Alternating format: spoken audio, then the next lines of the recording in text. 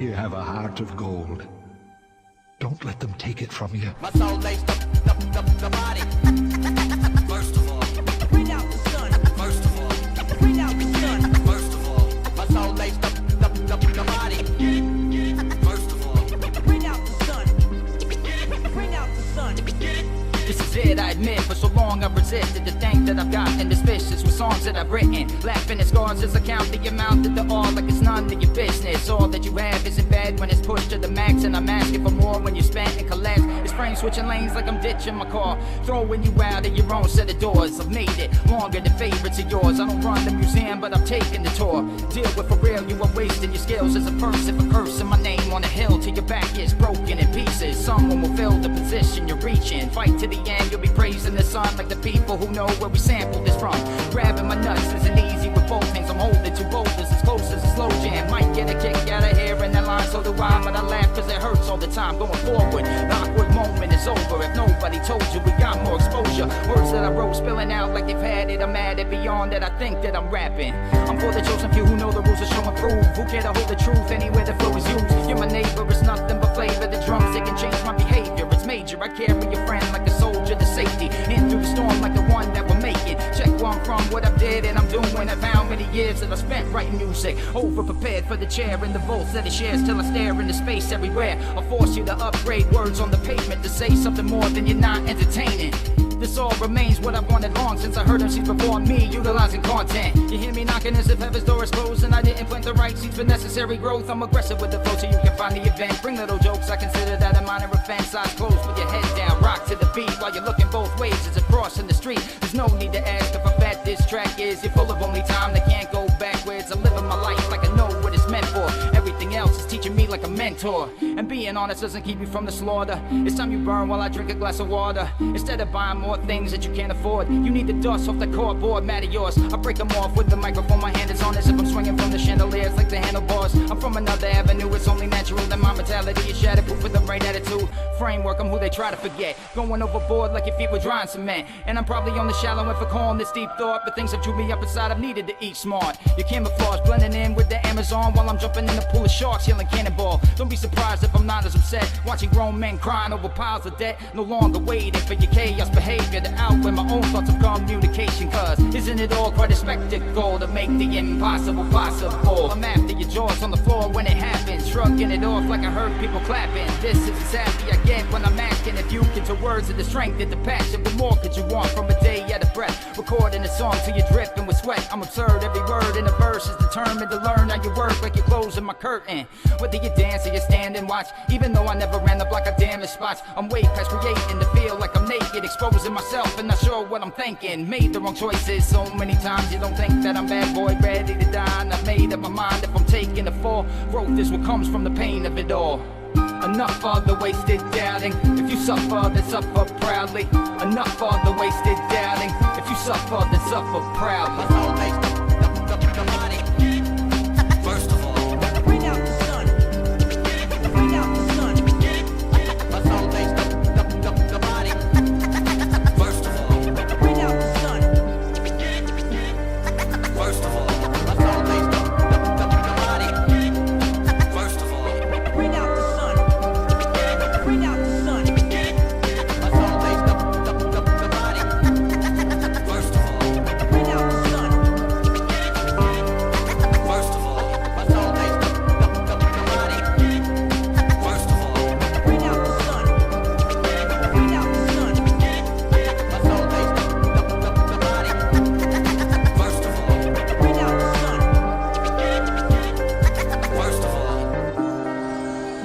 First of all, bring out the sun. First of all.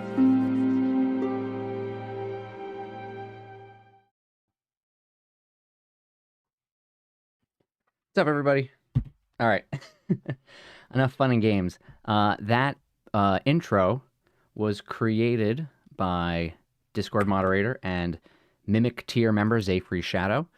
I wanted a end card to put at the end of my videos, but then I was like, I need to slow down on doing Mimic commentary stuff, and I want to make actual bigger videos.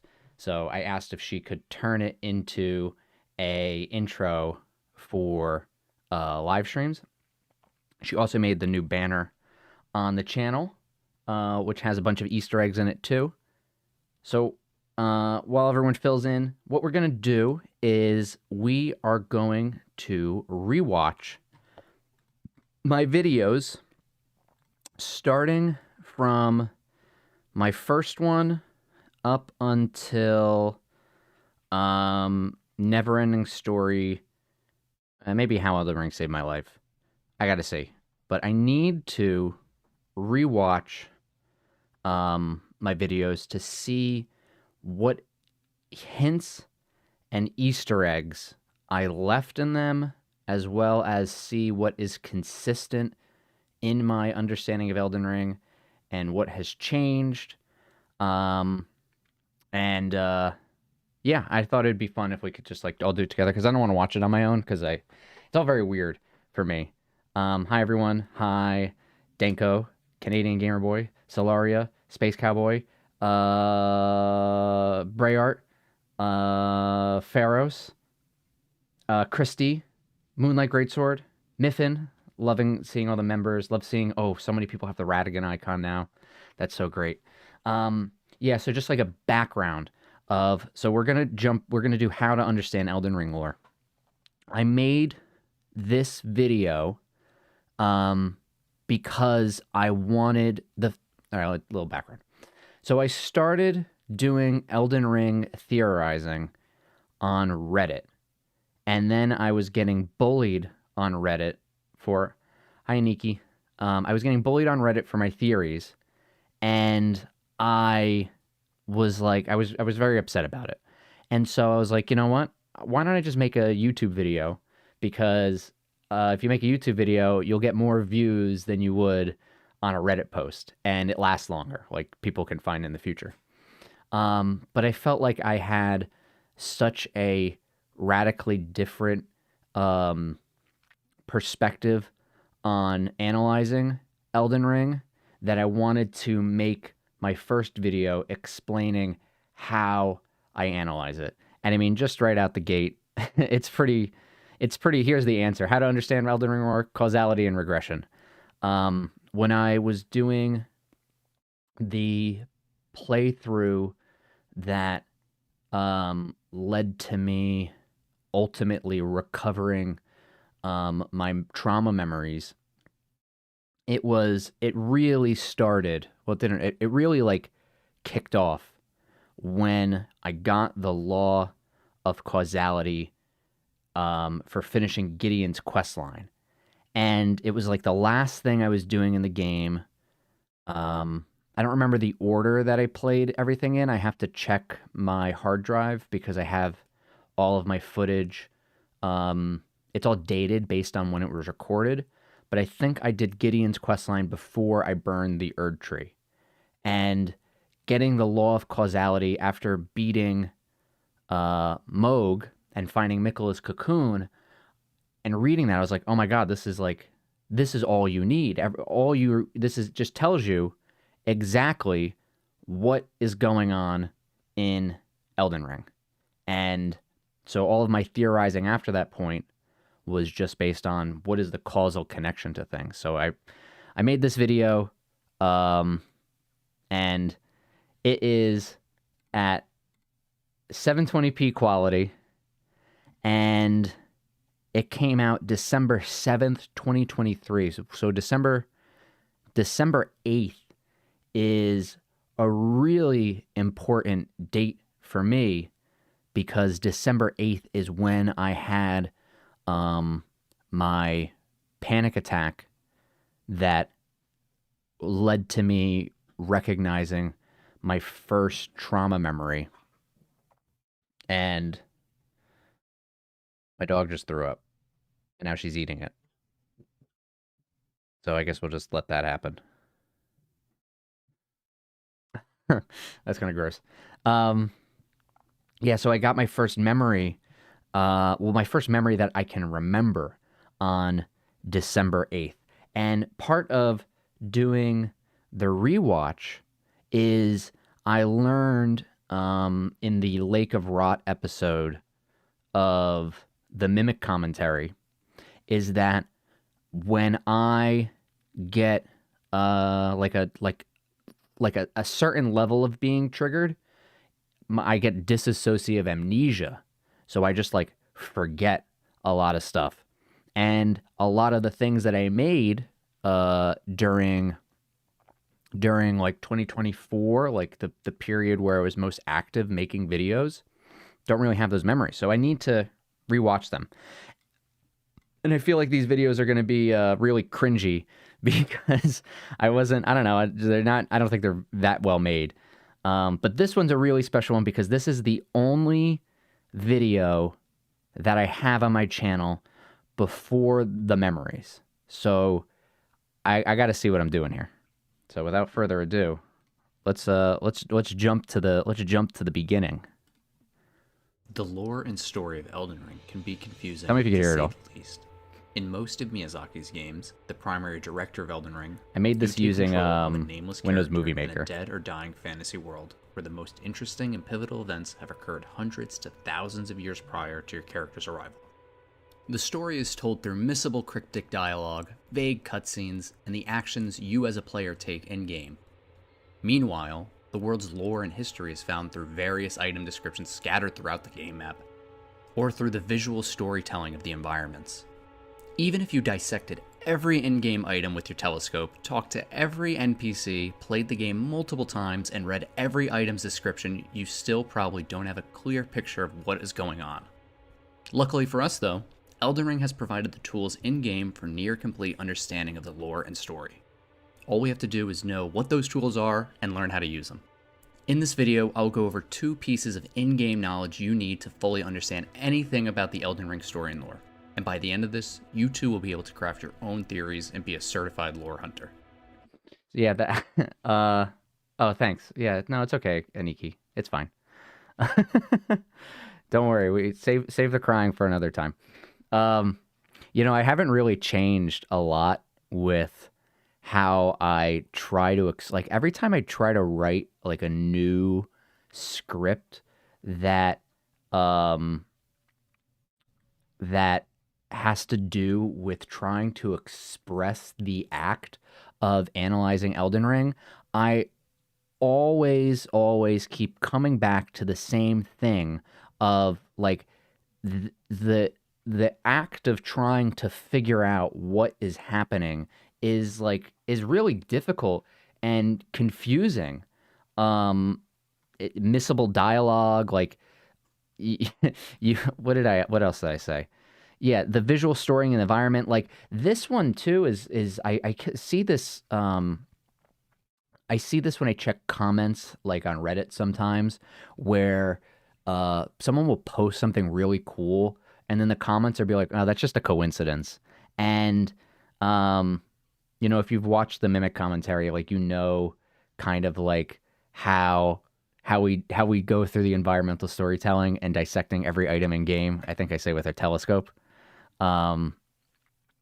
Yeah, it's just really, it's so hard to express how, maybe it's not hard to express how like I've been trying to express how the difficulty in the gameplay is almost an exact parallel to the difficulty of the story.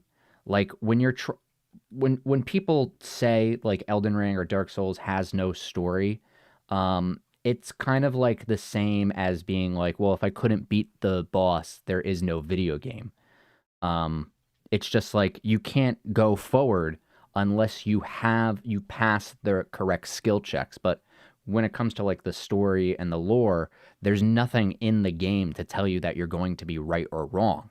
And that's where these 2 pieces of how to figure everything out, I think, is like so phenomenal. So no, you're not late. Don't worry about it. We were only 1 minute into this 23-minute video, and I'm gonna yap. So what are those 2 pieces, Jack? And learn how to use them. In this video, I'll go over 2 pieces of in-game knowledge you need to fully understand anything about the Elden Ring story and lore. And by the end of this, you too will be able to craft your own theories and be a certified lore hunter. The certified lore hunter thing, that was I think a jab at like Redditors, because I was just like, I was very, very annoyed at like being shot down. So it's just like a recap, like a. I don't have that Reddit account anymore because I deleted it. Oh, hi, Magnificus. I didn't know that your YouTube name was Paralam. Like I have my notes in my phone of all of my old theories, but I don't have all the Reddit posts. But I remember like one of my Reddit posts was being like, why is nobody talking about mimics? Like there are shapeshifters and copycats and doubles within the game and nobody is talking about them. And I was just like, what the hell's going on there? To get the basics out of the way, we have some legwork to do, which requires us compiling all of our puzzle pieces. That includes, but is not limited to, playing the game multiple times, seeing every single ending, doing every quest and their multiple endings, reading every item description, and inspecting every decrepit ruined castle with your telescope. Telescope. No stone can be left unturned. But once you have all this information, like who killed who had what powers, and where they got those powers, how are you supposed to make sense of it all? The answer is found in 2 Golden Order fundamentalist spells, which are both described as key fundamentals in their in-game text. The law of regression and the law of causality. Yeah, it is. Law of regression reads, regression is the pull of meaning, that all things yearn eternally to converge. While the law of causality reads, causality is the pull between meanings, that which links all things in a chain of relation. Knowing those item descriptions isn't enough. We have to understand what they mean and why they are present in the game. And to do that, we need to take a little detour. First, we will look at what these concepts are in real-world mathematics, how they relate to the co-author of Elden Ring storytelling, their main source of inspiration for their inclusion within the game, how we can know if this interpretation is correct, an example of these methods in practice in crafting a theory. Yo, this one's my favorite.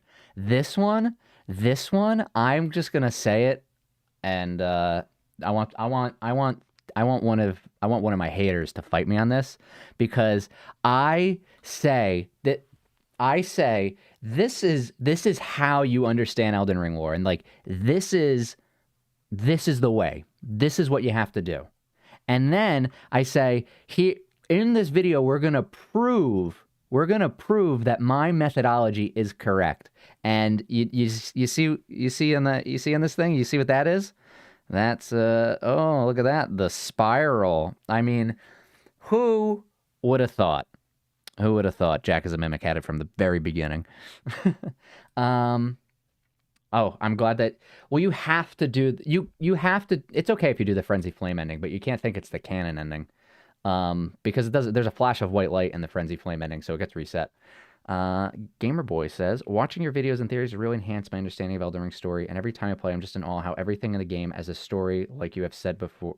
A game as a story, like you've said before. I appreciate that.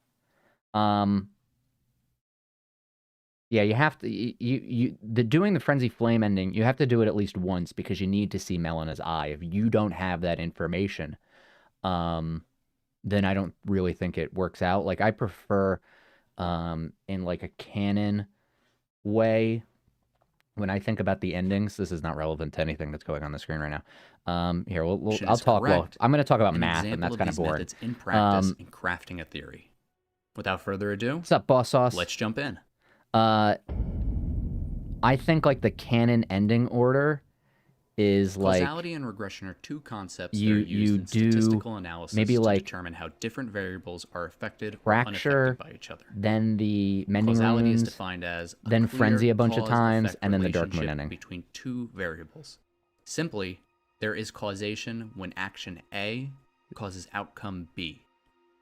For example, I just think if I it's stub time my manipulation, toe Bray and Art. then I my don't have toe it. hurts, It doesn't that is matter which causality. direction. I really don't. Because you see Stubbing it on both my for forwards toe and causes backwards. the effect of my toe hurting. If I press a button on my controller and the character on screen Yeah, this one, the button on the controller, that one's a big one. Okay, that's a big one. In the causality section, button on the controller. That one's important for the meta aspects of the storyline going forward. Is there? Yeah, there is 2 flashes of white light in the Flame of Frenzy ending. The flash of white light occurs, it occurs in the transition from is it one or two? It's there's definitely there's one that transitions from inside the Erd Tree to outside the Erd Tree.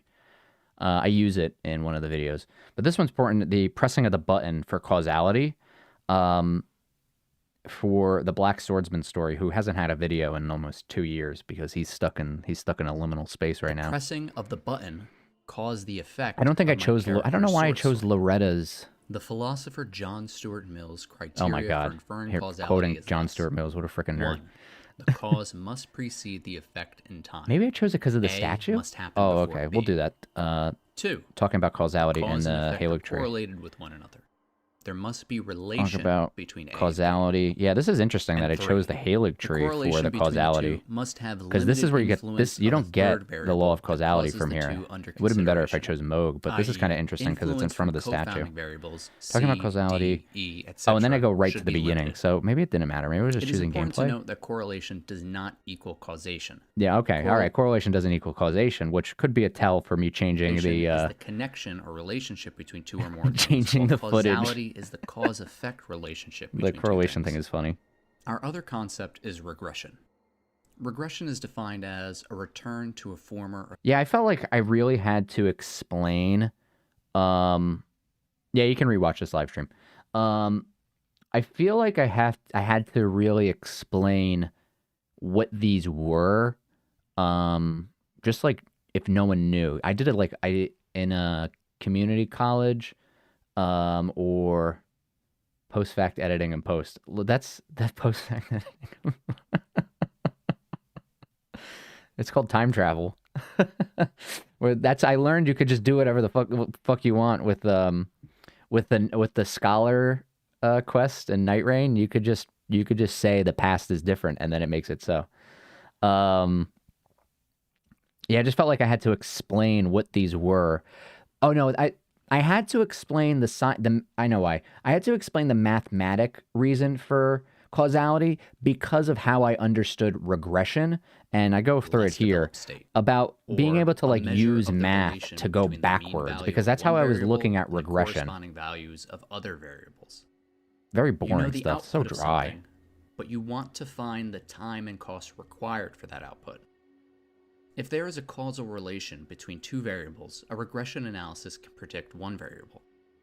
For example, if you were interested in finding what influenced a person's salary, you could look at their level of education, how much they worked each week, and how old they were. I chose I did the salary already thing know because I the just found that outcome, image. I was like, the whatever. person's salary, but you want to find what the causality of that outcome is.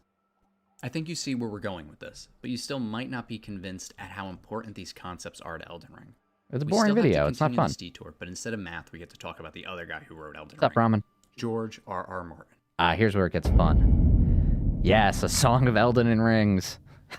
What the fans have to keep in mind. Oh, this one's an important one. I do, this one comes up. This is a crazy one for me because I didn't know I did this twice and it really screwed my head up. Making stuff up. This one appears again in How Elden Ring Manipulated You. And having this clip in How Elden Ring Manipulated You and the video about how to understand Elden Ring as like a causal chain, because I feel like Elden Ring really did manipulate me, is like, that one's wild to me. That's kind of like blew my mind that I did that. And I hate to say this because I don't want to sound like I'm attacking the fans. I love the fans. I'm a fan myself of many of these franchises. But we're making this shit up. That's right. Archmaester Rigney once wrote that history is a wheel, for the nature of man is fundamentally unchanging. What has happened before will perforce happen again, he said. George R.R. Martin needs That one's a sick line. That one's a sick line. What does he say? before will perforce happen. The nature of man is fundamentally unchanging. What has happened? Yeah, man. History is a wheel. Man is unchanging. That is so good. And what will happen again? That one's a good one. I'm going to say the information in this video is good. I just don't think I made it really well. Before And I don't know how you perforce make this happen fun. again, he said. Like, you have to have like I George have R. to Martin. like, if I was going to remake this video, I'd have to have like the bombastic claim of like, this is how you solve Elden Ring lore, which I say that all the time. needs no introduction, but if you're unfamiliar, he is the acclaimed author of A Song of Ice and Fire, which the HBO shows Game of Thrones and House of the Dragon are adaptations of. He was contacted by From Software a number of years ago to create the world that Elden Ring would eventually I'm gonna have to take place mute in. a certain In part of Martin's this. own words, From They have to mute this, because it'll get claimed.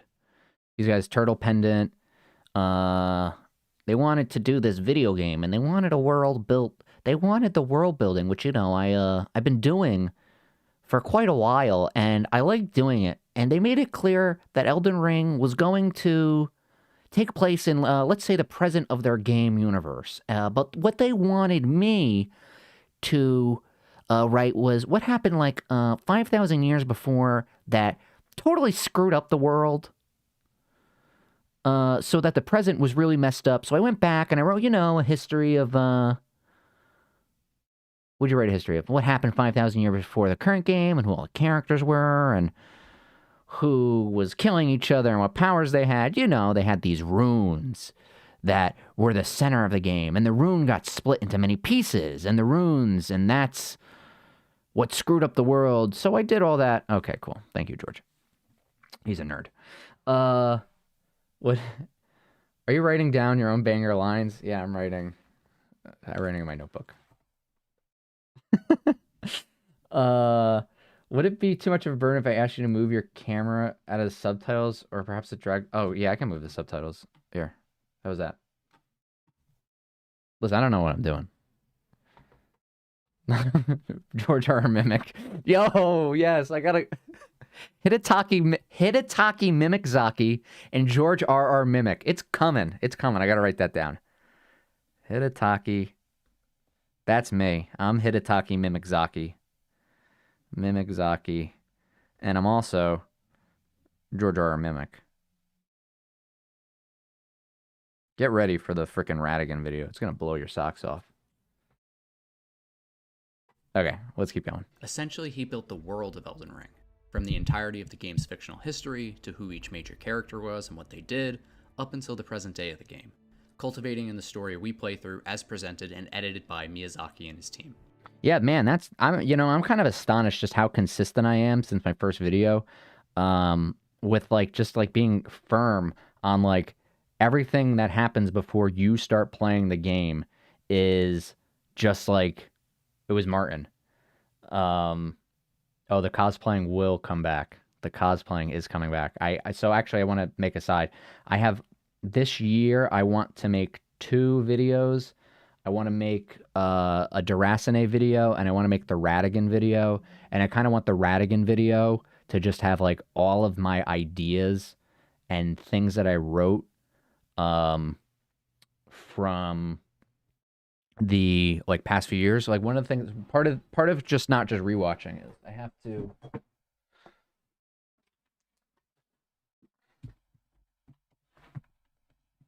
I'm going through all of my journals that I've wrote through over the past few years, because I have to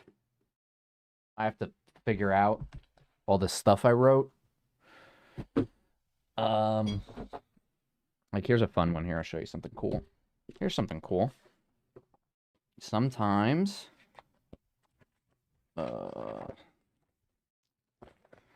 here, let me show you the crazy world of my life.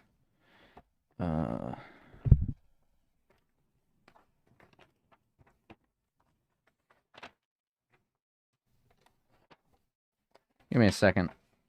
It'll be worth it, I promise.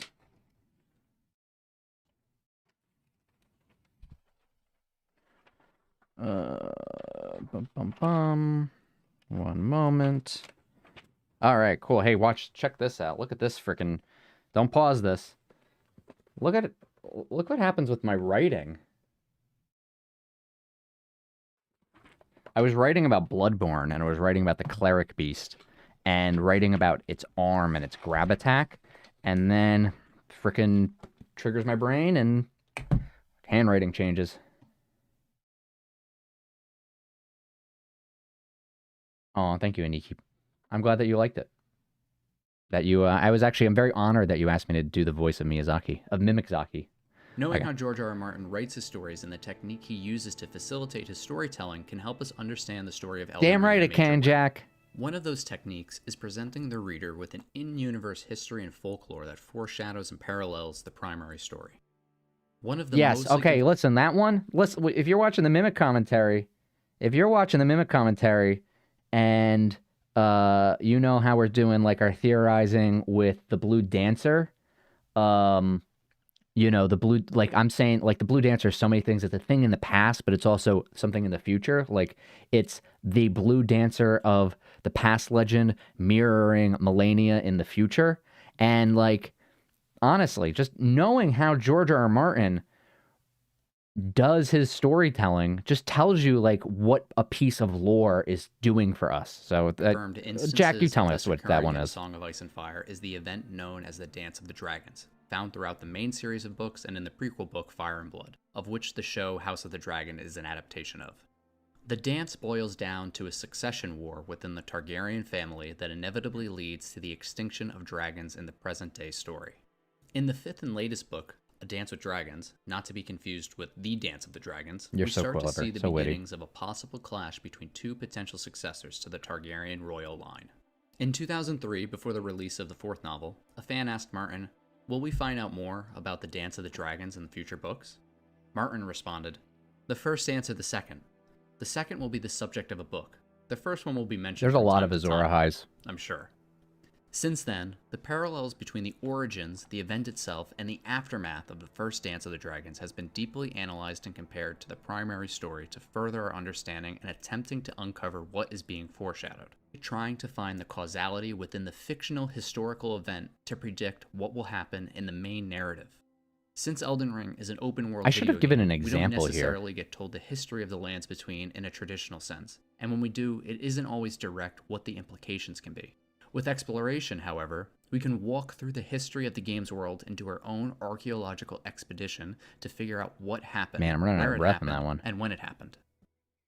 Have you Yeah. ever seen So that if I was gonna redo this video, I would do the Dance of the Dragons example, and then I would use the Dance of the Dragons example. Then I would use an example of World of Ice and Fire, where we see the folklore of like the different types of like animal kings from across the world, and then I would do the Melania comparison, because I think what this video is missing, and it's missing it because I didn't do much of that theorizing yet, is showing the examples in game, of like you use this technique and then this is how you get, this is how you analyze the game. Like this is how you open up this world of information. This line too, I remember this one. I found a dragon sleeping in a circle. This one's great. Listen to this one. the arms of House Talon of Ghost Hill? He had to Ghost think Hill. a moment. A dragon eating its own tail? The dragon is time. It has no beginning and no ending. So all things come round again. That's a time loop reference. Hell yeah, look at this one. Look at this one. Causality is a spiral. Oh, this one's a gimme. It's in Berserk. You know, all these people, they talk about Berserk. They were bringing up before Shadow of the Earth Tree. I saw a Vadi video, and he brought up like comparing Mikola to Griffith, and we're gonna go over that video in the future. But like, nobody was talking about causality being a spiral. Let me get the book. Let me show you.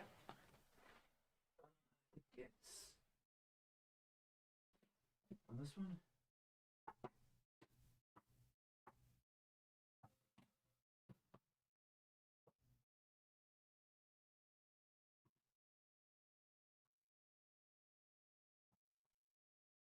I don't think it's this one.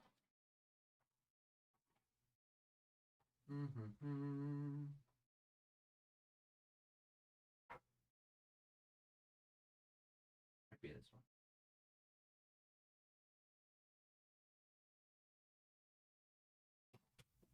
I give up. I can't look for it now. I always do this. I always like, oh, I got to show you that thing from Berserk, and then I'm like, I can't even find it. I think I actually show it in this. Maybe I didn't have to go look. In this world, Is the destiny of mankind controlled by some transcendental entity or law? Is it like the hand of God hovering above? At least it is true that man has no control, even over his own will. Berserk is. Wait, I gotta catch up with what you all are saying. All right, what are y'all saying? Flowing curved sword right outside Ardina. Yes, being delivered to the Halo tree. That's a big one. I can't wait to get there in the mimic commentary. Dragon of Time, Universal Devourer. Not a circle, but a spiral. That's Berserk. You know it. Quelaag nailed the fundamentals, but didn't link them to the spiral. Silent Ellipses was the only one to focus on divine geometry. That was well after the DLC came out. Listen, I'm telling you, I'm the GOAT. You know, Quelaag, though, Quelaag's an old head. Quelaag has been around since Epic Name Bro. So she gets a bonus in my book. I don't know her. But I know I did watch her videos when she was making response videos to E and B's videos. She's an OG. Manga, written and illustrated by the late Kentaro Miura, and one of the most apparent artistic influences on Miyazaki's work. There are many look at this. Two allusions Gutses to right there. Berserk within Elden Ring. However, for our case, we'll be looking at one specific influence that Berserk has had in the philosophy of Elden Ring: causality. Berserk follows the life from birth to present of the traveling black swordsman Guts, showcasing his journey of loss, revenge, Any and spiral healing. can be a wheel if The seen major from the top antagonists down. of the story, known as the God Hand, have been manipulating human history in order to cause death and destruction in order to achieve some unknown goal. During the climactic eclipse, the Mastermind, with a literal mastermind, Void, tells us everything up until this point has been planned through causality. This one too, it's just like I don't know how this wasn't talked about before. Like I came to the Elden Ring game late. And one of the reasons I also just started doing the theorizing is because I was playing the game and I was playing the game in like the summer of 23 for a third playthrough. And I was listening to Smotown's videos. Because I used to, when I played Dark Souls, I would listen to Ian B's videos, but no one's like Ian B, and I was listening to Smotown stuff, but his stuff is like very dry and like academic. But like, you know, people were citing Berserk as a reference, but nobody was talking about causality. And it's just like if you've read, maybe just people didn't read Berserk, I don't know. But like, you know, if you know how causality is manipulated within Berserk, it just like, I don't know, it just like lays it out very plainly. And it coincided really well for me because when I was playing Elden Ring in that replay, my friend Connor was like, "Oh, you gotta read Berserk because the guy who made Dark Souls was really influenced by it." And so like I read it, and that was part of the thing, one of the things that helped me get triggered. But just like it just like laid it all out there. Not just the references, but just like the philosophy of the storytelling.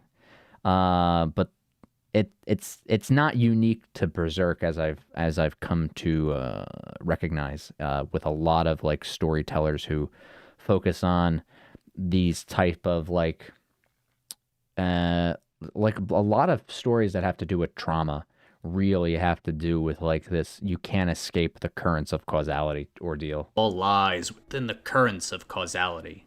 Everything has been determined. All of your lives have been spun into this sacred point in time, the eclipse.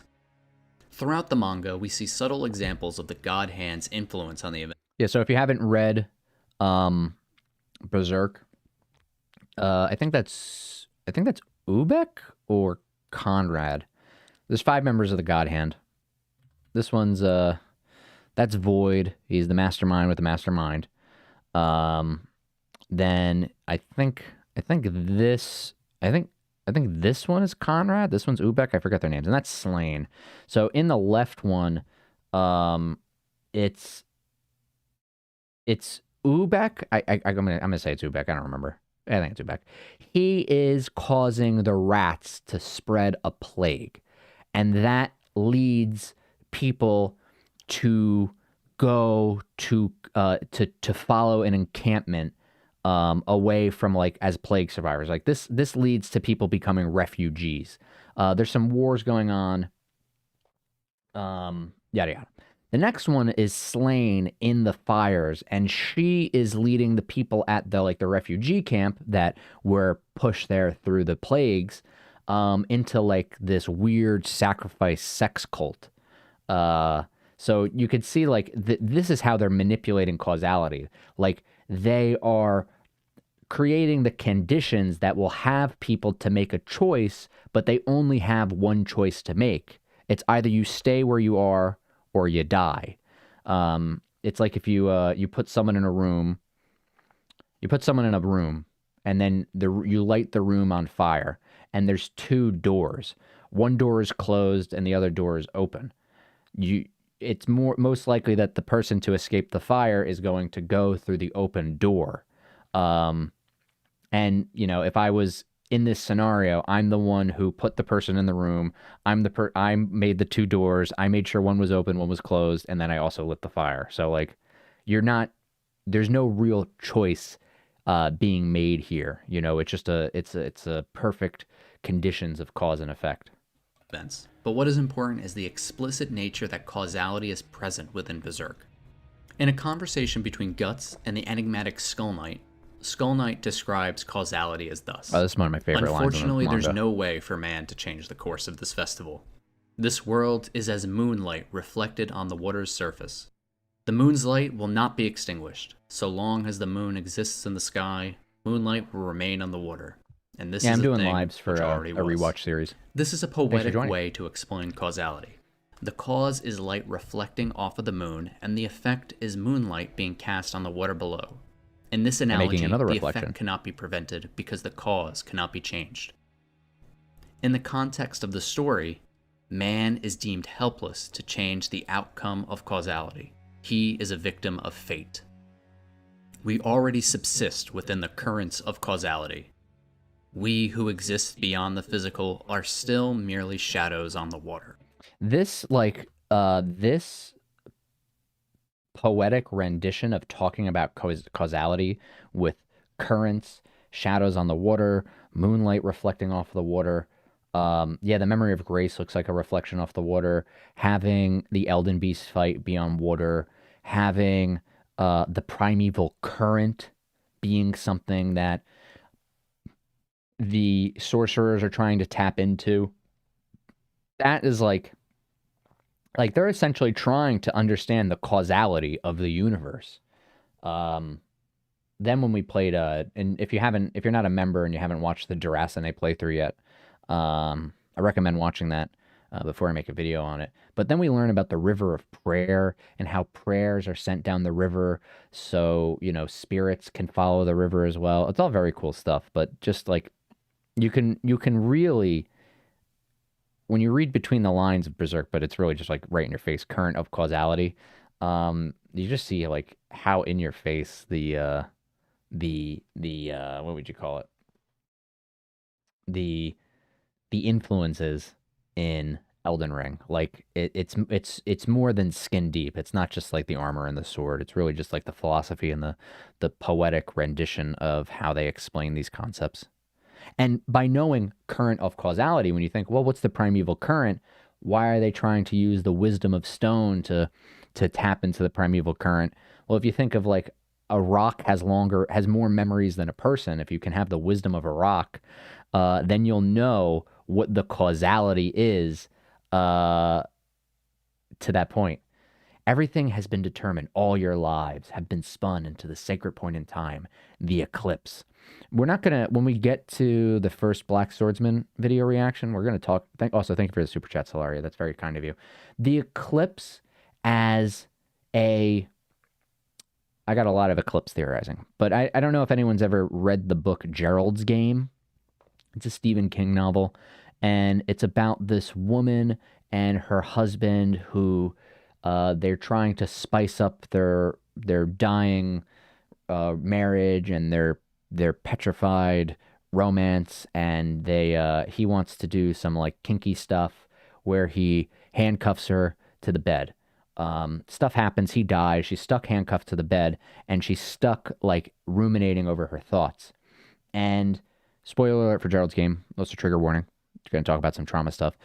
She has these very explicit memories of an eclipse happening when she was a child. And she knows the eclipse happened, but she can't remember what happens during the eclipse. So the eclipse is a moment in her life where it is, there's just a blip, and she doesn't know what happened in it. This is gonna, when we go further down this line and we talk about like how the eclipse is important as not a literal moon going in front of the sun ordeal, but as like symbolically as a block within knowledge, sight, and memory. Within Gerald's game, this Stephen King novel, which also has an adaptation on Netflix, but I don't know if they go over the eclipse in there. She's molested by her father or her grandfather. I don't really remember. But that's what happens during the eclipse. A traumatic memory that is repressed in her mind is signified as happening during the eclipse. And what happens during the eclipse in Berserk? I mean, if you don't know, it's a very traumatic sexual violence. And just like, I don't know, that also like keyed me into for my theorizing that the eclipse wasn't a actual thing that was going to happen or an actual thing that was happening. Black sun is a huge esoteric symbol and also has psychological aspects. Yeah, I didn't know anything about that. I was just doing my art analysis. But if you have anything if you want to DM me some of that information, I'd be interested in reading that. We who exist beyond the physical are still merely shadows on the water. What makes our protagonist Guts special, however, is that although besieged with tragedy and hardship, he continues to resist the currents of causality. In one instance, Skull Knight describes him as a leaping fish. I'm not leaping fish, baby. Either way, the leaping of one fish would never disturb the flow of the river. Maybe you aren't a shadow on the water. Look at the flow of the river here. But instead, a fish that breaches the water's surface. While Guts cannot change the flow of causality, or stop the moon from casting moonlight onto the water, a fish that breaches the water causes ripples, and the reflection changes. Oh, shoot. The ripples, that's a big one, because we think about the Albinorics, and they're born from ripples. Oh my god, ripples in the first video. That's sick. That's awesome. What I want to do is, so part of I've been talking about it in the Discord, but I'm doing this Radigan project, and part of it is like going through all my notebooks and going through all my videos again, and using the things that I say in my videos as ways to leap off of the page and like talk about those things. So like when we talk about ripples, like being able to create ripples, here, only Scholar, oh goodness, Scholar, Night Rain, Remembrance? Oh, we go to the wiki. I don't have the. Let me see if I'm figuring out. I want to show you what I'm talking about. Do they have his items here?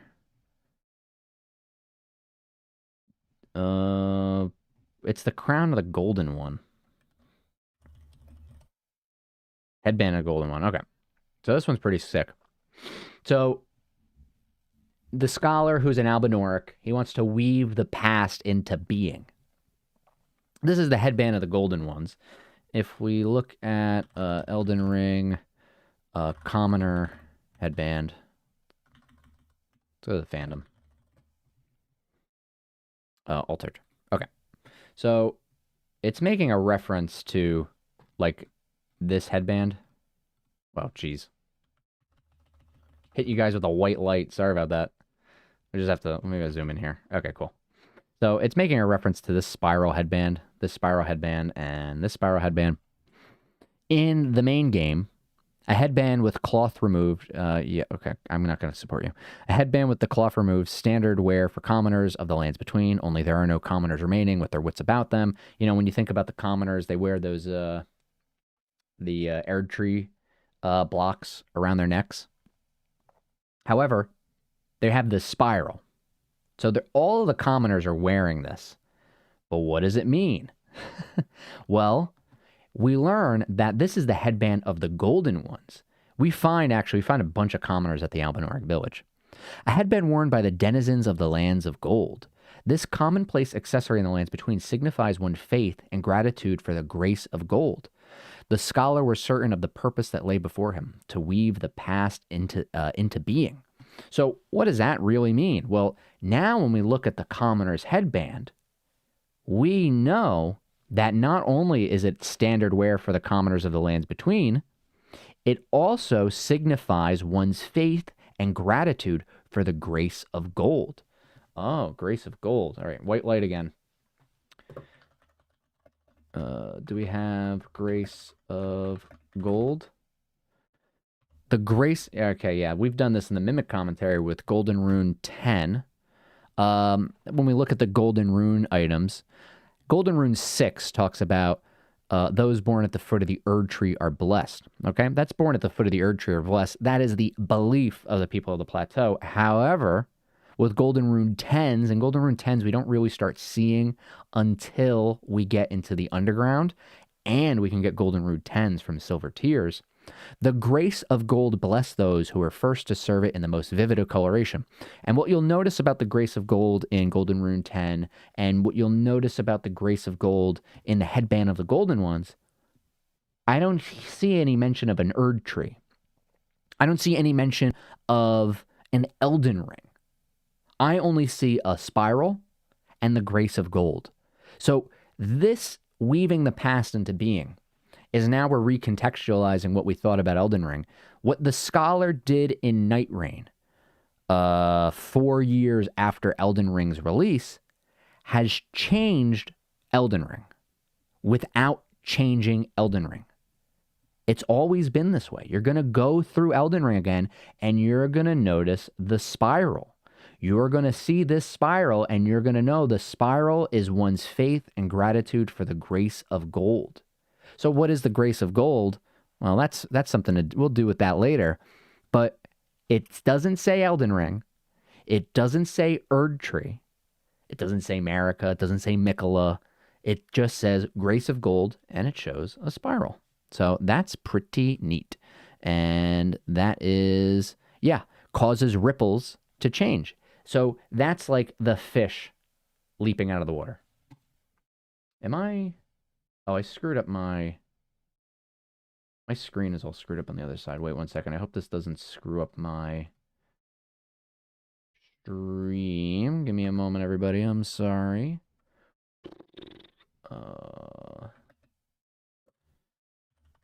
Better display. I have to turn off a display and turn it back on. Which one is it? Oh, hopefully that didn't break everything. Okay. Everything good? Can you hear me? Can you see me? Scholar weaves the past into being in the same way that the shadow of the Erd Tree did. For now, we can have our dear steed, Torrent, fighting the vassal beast. Yeah, that one too. That one's awesome. That one I think was done on purpose. Okay, let's continue the video. The course of the river wavers. Ripples in the first video go to Albinaurix. Causality cannot be fought. A cause will always have an effect. But through willpower and determination, that effect can be altered. Yes. Damn right. Also within Berserk, we see parallels between the past and the present. Clearly. Yeah, look at that. Also within Berserk, we see parallels between the past and the present. The idea that I was like I was showing in the George R. R. Martin clip, the Dance of the Dragons. Like we're seeing how Casca feels about Griffith is very similar to how Farnese feels about Guts. But Guts is not like Griffith. Clear illusions that what is happening now to our protagonists has happened similarly before. Yep. And that our main antagonist, the god, Oh, sweet. I'm doing this with the frickin'... Wait, I did this with the frickin' Leonine Misbegotten? Jeez Louise. Jeez Louise. This has happened before? Oh my god. I'm a genius. Can I only barely hear it? Did I screw up the, Did I screw up everything? Is it not coming through? Maybe I have to... Wait 1 second. Let me try and fix this. I'm sorry.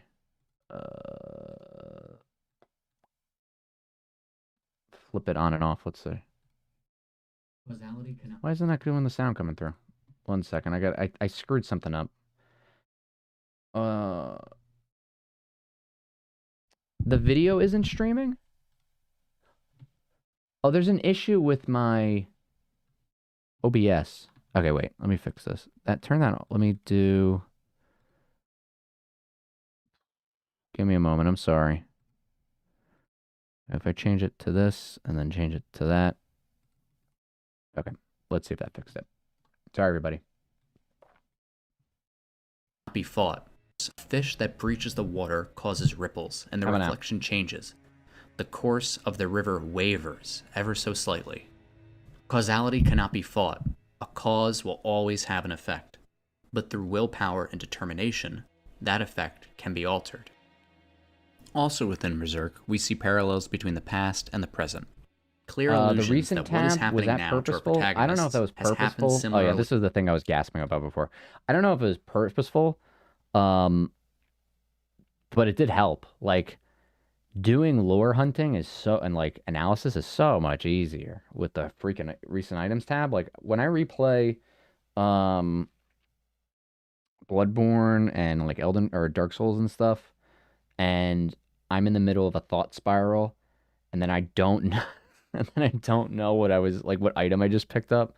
So frustrating. But yeah, this is just a recap of like what I was Clear saying in allusions the that what is happening now to our George R. R. Martin protagonists thing has happened similarly before. But it's also crazy and that I our was main doing this with the antagonist, Leonine Godhead, Misbegotten fight, because have it's been happening. You fight the final boss of Weeping Peninsula is the Leonine Misbegotten. The final boss of the game is Ratigan. manipulating Final causality boss on the mountaintop is the repeatedly. Fire Giant. In a conversation between Skull Knight and Flora the Witch, we see Hell why yeah, our this author is does it. this. This is it. This is the big People one. may appear to repeat the same mistakes, but causality is by no means a circle. Indeed, it is a spiral. Yeah, I mentioned that. It says karma, but karma and causality are the same thing. In Dark Souls, karmic justice is Velka's skill or Velka's spell, and then in Elden Ring, it's the effect of law of causality is the same as karmic justice. Karma and causality are the same thing. And causality is just like how Westerners understand the Eastern concept of karma. You know, like the thing that you do in this current life is going to have ramifications in your next life, and those life thereafter. And to reach nirvana and to break the karmic cycle, you gotta do the right thing, without knowing what that right thing is. Those children are not bound to choose the same paths you and I did. Note, if you have the Dark Horse printing, causality is mistranslated as karma. Yeah, I would change that. Causality being a spiral and not a circle shows that although history may repeat itself, the people experiencing history do not have to. And this spiral is ever present in Berserk. From the brand of sacrifice, spiral, to the icon of the Holy See, spiral, the idea of evil in the cut spiral, chapter, and the world tree, spiral. And look at that, I was putting it in front of that spiral. With this observation, we can now return to Elden Ring and look at the spiral of causality and regression. Hell yeah. Is it a rune? I don't know if it's a rune, but this is like... We finally made it back to Elden Ring, and I hope I was able to give a clear understanding of what causality I do the and regression Ratigan are. music. But can we confirm that this interpretation of these concepts is present in the game? Remember, in Berserk, causality was described as a spiral. Well, that spiral is ever present within Elden Ring. If we look at some significant lore items in the game, it's so epic. we will find this spiral. From the ancient Elden Ring icon in Malekith's boss room in Far Missoula, to Miquella's completed needle, the spiral shard we are awarded at the end of Selen's quest, the icon on the Elden Stars incantation, whose item description marks the arrival of the Elden Ring and Elden Beast, the Fingerslayer blade found during Ronnie's questline, the sacred relic blade that was born from Man, there's Radagon's spirals corpse, everywhere. the God-Slayer greatsword, with which the God-slaying Black Flame was channeled through, the golden halberd of the Tree Sentinels, the Prince of Death's staff found in Deep Root Depths, the Carrion Regal Scepter from Renala's Remembrance, the Cross Tree Great Shield. Man, I purchased hit from a every nomadic culture with a merchant, spiral. the unalloyed braids of Melania's helmet, so the braids on Mikola's Go. head, and I bet a few more items in game that I have overlooked. Yeah, exactly. You did overlook. Cover your bases, buddy. Yo. Yo. Yo, there's fire at the base of this? Oh shit. There's fire at the base of that thing. That's fucked up. Also kind of looks like mushrooms. Damn, that shield goes hard. Holy crap. It's got thorns too. Holy crap. That shield goes freaking hard. Yeah, like I was saying that let me show you what I mean. I'll draw it out. So causality is the chain of relations, okay? So what is a Okay, so it's a chain. Look at that. That's a chain. That's a chain linked together. But it's also causality is a chain. Look at that. It's also a chain. It creates a chain. And then in those, you could put little chains in there. For me, so causality is... I'll do... This is...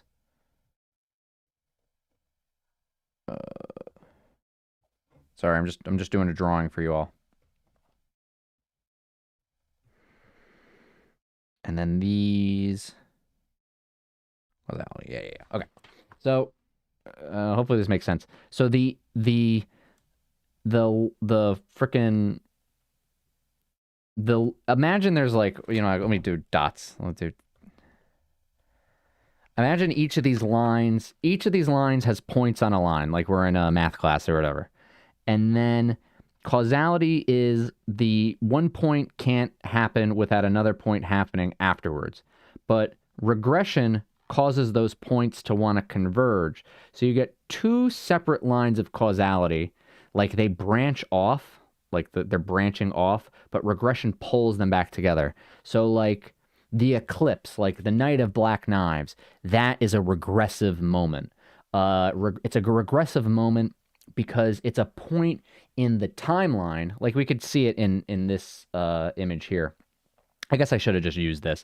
So this right here is regression. This right here is regression. This is causality, and then regression is pulling causality together, and boom, it overlaps. So you can have like Ronnie's doing her own thing, Godwin's doing his own thing, and then boom, Night of the Black Knives happens. There's an overlap. Everything in the story comes together in this point, and then, okay, we're going to go on our separate ways. There's two different stories happening now until they wrap back around again. So... yeah, and my goal with this part was to say like, hey, this is causality and this is regression, and causality and regression is so important that it appears as a spiral, and that spiral is just in every gosh darn thing in this freaking game, and that's how we know that causality and regression is so important. Then we get Shadow of the Earth Tree. And it's like, oh, well, what was hidden away? That there's this whole religion that worships a spiral. And then we get Night Rain, and what do we learn there? Oh, not only is there's a whole religion that worships the spiral, most people are worshiping the spiral, but it's being like fully oppressed by just like not having the item descriptions. And I want to talk about the item description thing is so funny too, because I don't know if you guys played Night Rain. But the literal, the freaking, the scholar, he has a monocle that lets him look at an item, and then a ghost pops out and then talks about like the item or whatever. Like the dude is literally reading item descriptions. And, wait, I gotta check something. I gotta check when we did,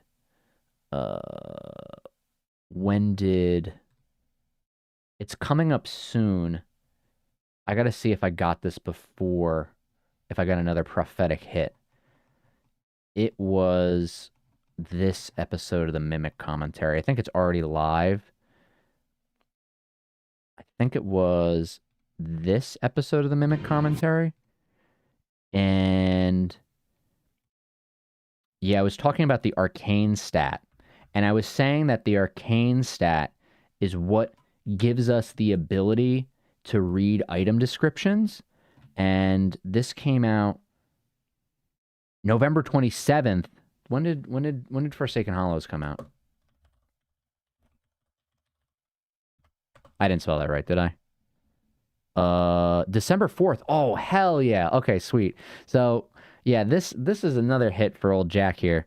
So in my theorizing, I was like, okay, so the mimics are like and the silver tears and the albinorics and whatever. Like the reason like why they can imitate. I was talking about the mimic tier fight where you fight the mimic tier and it has all of your memories. Like it can cast the spells that your character can cast and stuff. And it's like, well, how does he know that? Like, how does it know the information that your character had to remember at like a site of grace? And I was thinking like, oh, it must be the arcane stat because that's like Bloodborne. It's like the inhuman knowledge and all that jazz.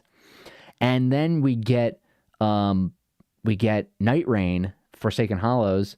How many days afterwards? This came out November 27th. So over a week after I theorized that having arcane allows you to learn things that you wouldn't normally be able to. We get the scholar. We get the scholar with his literal monocle who gets to learn things that he shouldn't be able to, and he's an Almanoric based off arcane. So I think that's a hit. I think that is a theory proven true, thanks to, theorizing it before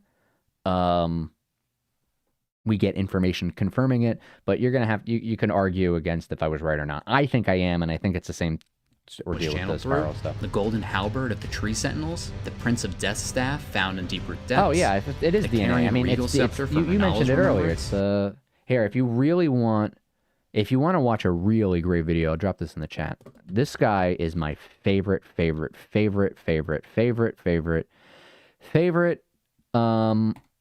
Elden Ring creator. He doesn't make videos anymore, but he did shout me out in his video. This video. Spiral of Creation. This dude is he's my favorite. Here, watch this video when you get the chance. He's so good. He's so good. He's the best. He's so, like he's just, oh my God. He's a very cool guy. Look at this. Look at him. Oh my God. He's so great.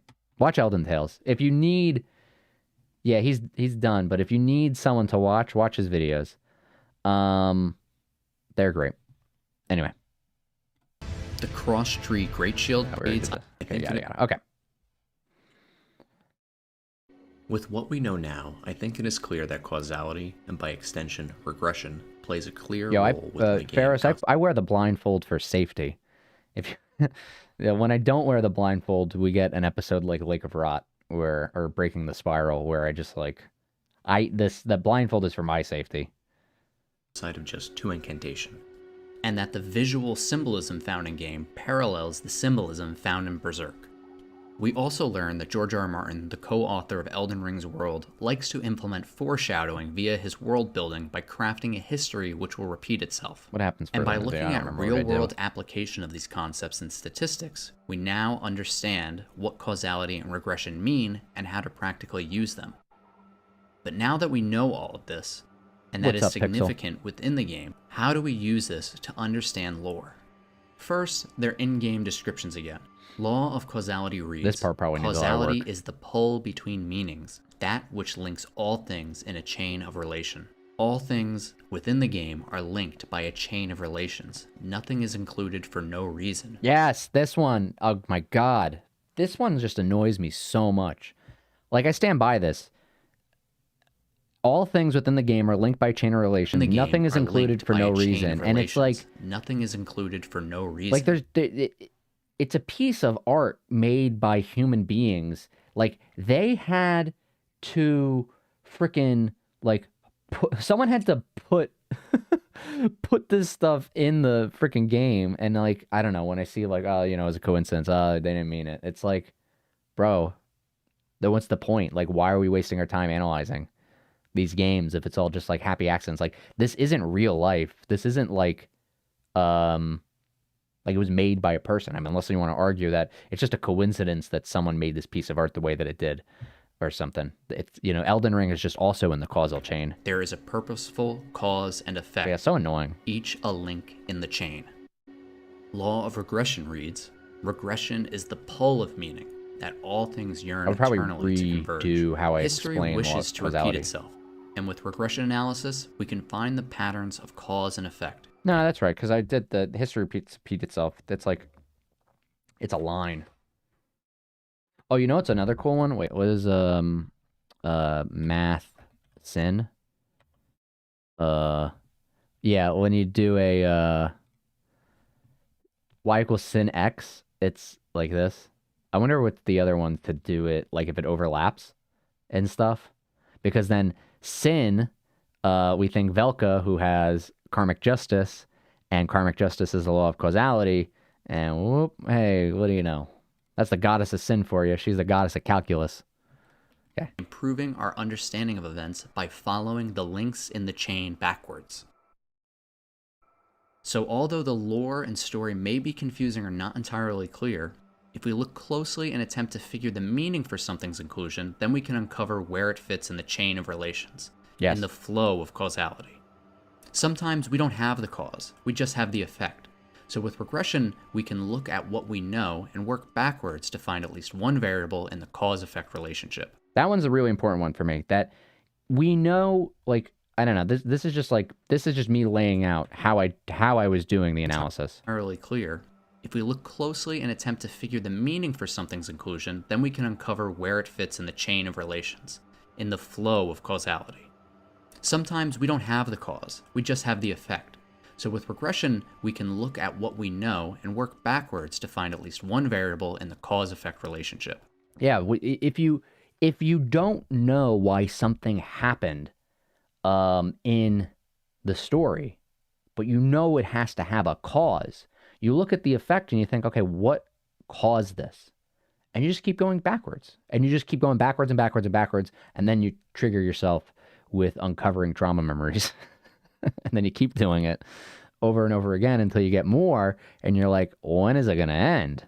I thought one was enough. Now we have 3? Holy moly. So taking what we have learned, let's try to craft a theory. I'm going to show you how to craft a theory. We're going this was actually in the comments that, like, changed. Hey. Boom. Give you a heart for that one. Hey, I'll give you a heart too. Someone. Fia. Yeah, this one. This one blew my mind. It was this one that this person, an in-depth analysis of Elden Ring, taught me that Fia is Fortisax. That was crazy. That one changed my mind. And then the other one, let's see if I can. Did anyone? There was another comment here, because I'm going to talk about Godwin. Let's see. This guy, too. This dude, Dangerpin. Godwin isn't confirmed to be the child of Marika and Godfrey. I've looked for confirmation for 2 years now. It's not there. Isn't that crazy? So those two comments really changed my theorizing. Start off strong and look at one of the most significant events in the game's lore. The one that is shrouded in much mystery. Yeah, we're starting strong with this one. Was Godwin the Golden a target of the Black Knife assassins? When trying to craft this theory, we will be only using information that we can find explicitly in-game. Let's see how this holds up. Meaning just dialogue, item descriptions, and environmental assets to attempt to infer meaning from their inclusion, and if their inclusion is relevant to causality within the narrative. To understand the whole picture, we would have to look at both major variables involved, the assassins and their victims, but to keep it simple, we're just going to be looking at the primary victim. In the future, I may post a video discussing the whole event, but for now, we will keep it as simple as we can. I post a lot of videos on it. First, let's look at what we know with absolute certainty about Godwyn before his death. Godwyn the Golden was the child of Lord Godfrey. You're wrong. He's already wrong. What a phony. This dude says he's going to understand Elden Ring, and he's going to say with absolute certainty that we know that Godwyn the Golden was a child of Lord Godfrey and Queen Marika. Nowhere in the game does it say that he's Godfrey's son. Nowhere. It doesn't say that anywhere. What an absolute fraud. What an absolute fraud. This guy should, he's not a certified lore hunter. Marika, making him part of the Golden lineage. No, wrong. Wrong. In the War of the Dragons, Godwyn was able to befriend the ancient dragon Fortisax, and this event led to the creation of the ancient dragon cult within the Erdtree capital. Godwyn was the first of the demigods to die, with his death occurring during the Night of the Black Knives. True. So all we really know about Godwyn is his parentage. False, we don't know that. His major life achievement. True. And his death. Yes. As well as his soulless life post-death, but that isn't relevant for this instance. No, you're wrong. It is relevant. You weren't thinking about prophecy. We know that he is the child of Queen Marika and her consort, Lord Godfrey. No, you're wrong he is given again. the title, the Golden, tying him to the Golden lineage. No, you're as so well as wrong. his golden blonde hair. Bro, that's such bad theorizing. What crappy theorizing. This is so bad. Him to the Golden lineage, as well as his golden blonde hair. And also... That's it? That's how you know? Because his title and his hair? Bro, Godfrey doesn't have gold hair, and he's not called Godfrey the Golden. Oh my God. Golden, what a fool. This guy's a fraud. Lineage, as Cancel well as him. his golden blonde hair. Get rid of him. And also Don't indicating believe a that he word may says. have been the He's golden lying to child, you. which is used to describe someone who is regarded as exceptional or Phony, the favorite. phony liar. Could Godwyn have been an assassination target because he was the favorite child of Godfrey and Marika? How do you do favorite? We don't even know he was the favorite. Where's this? This guy's just pulling shit out of his ass. This guy's bad theorist. Bad theorist. Very bad. Embarrassing, really. Very embarrassing. He could have been, but can we really infer causality from this? No, we can't. With the information we have, I don't think we can. At least so we we need agree to on move something. on. For Godwyn's death, we have dialogue from the finger reader crone in the Deepwood Depths.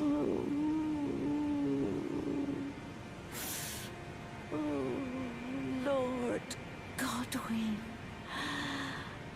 Oh, my poor Wait, you said who's dyed their hair? lordling should have died a true death. A scion of the Golden Bough, sentenced to live in death. How could such a thing come to be? Oh.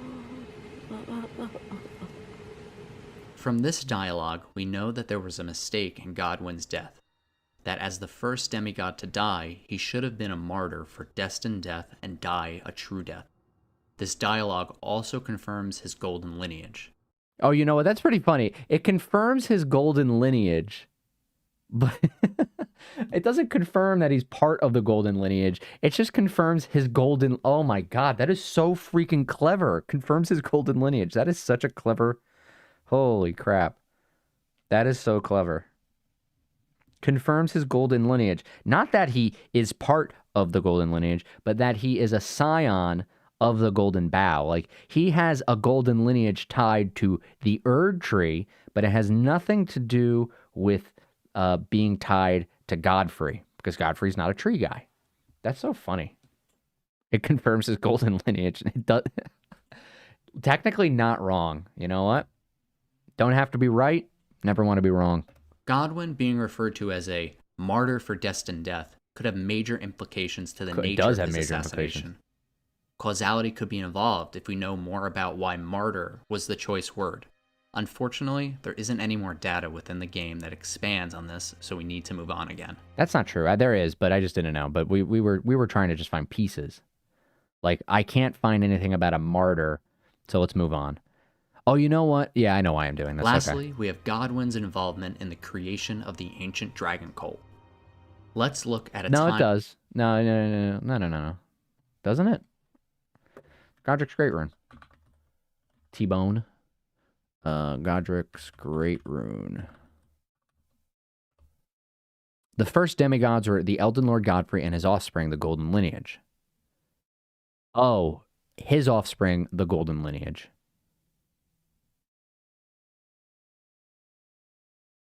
His wait, so is it Godfrey and his offspring, are they the golden lineage, or just his offspring are the golden lineage? And then Morgoth's great rune is the Omen King was born of the golden lineage because he's the offspring of Godfrey and Marika. Is it saying that he's the golden lineage? The golden lineage is just because Marika is the gold, Godfrey's the dude. I don't know. I don't got time to think about that right now. Lineage goes back and forward.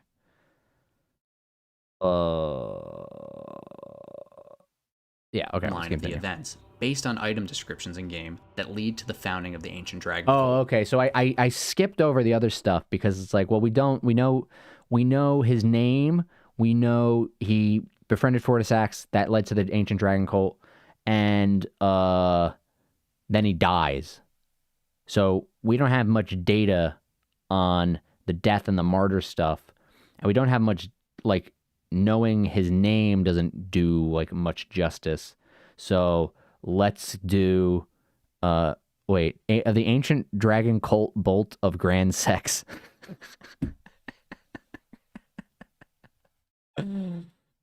Yo, Godwin was having sex with dragons.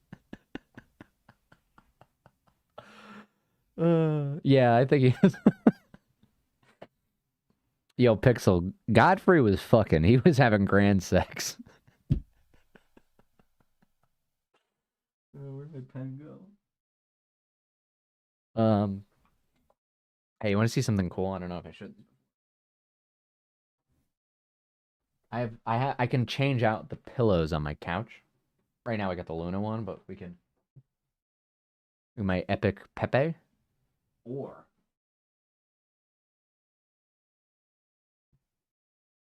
the only dangerous minority is the rich. They're not having grand sex. Bolt of grand sex. A great ancient dragon, grand sex once rained calamity upon the royal capital. My Elden Lord fucks dragons. The historical record that Leyendel's walls have fallen. I feel like that. I feel like that's a slur in the lands between. If I was like anti-cultist, you're a dragon fucker. War against dragons. Sword monument on Altus Plateau. Stack 'em? The Stack 'em?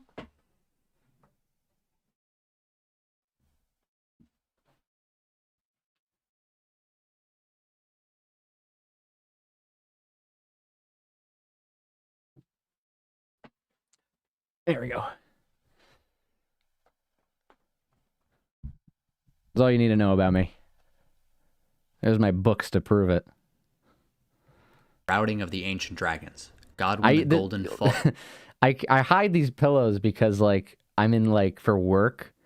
At work I don't want people to see my to see that. Whatever. To the last, earning the friendship of Dread Fortisax. Lightning Spear. A grand sex with Long Fortisax. ago, Godwin the Golden defeated the ancient dragon Fortisax and befriended his fallen foe, an event that gave rise to the ancient dragon cult in the capital. Lanciax Glaive. Lanciax was the sister of Fortisax. Reading it item is said that she descriptions. How took riveting. the form of a human to commune with the knights as a priestess of the ancient dragon cult. Yo, that one Gravel's too. form Listen, of you people. I'm gonna say you people. I don't know who you are. You people who don't say Fia is Fortisax. We got frickin' Lanciax turns into a human to commune with the dudes. Why isn't Fortisax? Like, I don't know why that. I don't know. That one just seems like an easy. I mean, I didn't figure it out. That comment said it, but once the comment said it, I was like, oh, that makes perfect sense. Human to commune with the knights as a priestess of the ancient dragon cult. Gravelstone Seal. Sacred seal I'm glad to know made it's from a slur I can gravelstone, use. thought to be an ancient dragon scale. Look at these dragon fuckers. The worship of ancient dragons does not conflict Oh with shit! belief in the Look Erd at that. tree. Hey, look, a spiral. After all, this seal and lightning itself are both imbued with gold. Right. So we have Godwin's influence in the creation of the dragon cult and how the dragon cult spread. Yeah, within the crown of fingers was really pronounced there, but I didn't know. I didn't know it was there until I think Info told me. Took the form of a Yeah, that's crazy. It's all right in your face. human Sacred Seal of Ancient Dragons does not conflict with belief in the Erd Tree. After all, this seal and lightning itself. Bale being gay? Infa and I once had a conversation that Artorias is gay for Ornstein, and that's why he goes to, that's why he the gay dragons theory. I don't I didn't watch the video. I don't know how you get sexuality from those dragons. You know what? I feel like I'm going to call him out. Silent Ellipsis, that's homophobic because you're going to say that this war of dragons was just because they were gay, that it was a gay lover's spat that caused so much death and destruction. That is gay dragon homophobia.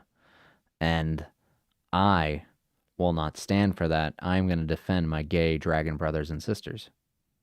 Gay dragons having grand sex. Gay dragons having grand sex. Grand sex. I can't wait. Yo, when we get to the mimic commentary in Landell, grand sex is going to be grand sex. I don't know if anyone's ever seen Brown Bricks. I'm going to play Minecraft. I'm going to make brown bricks. Are both imbued with gold. I'm going to have grand sex. So we have Godwin's influence in the creation of the dragon cult.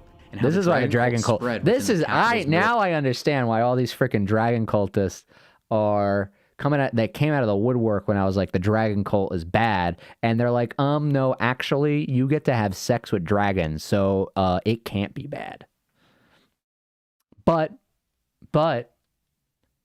it seems like the dragon cult might be homophobic, because if Baal and Placidusax are potentially lovers and that causes the split, I don't know.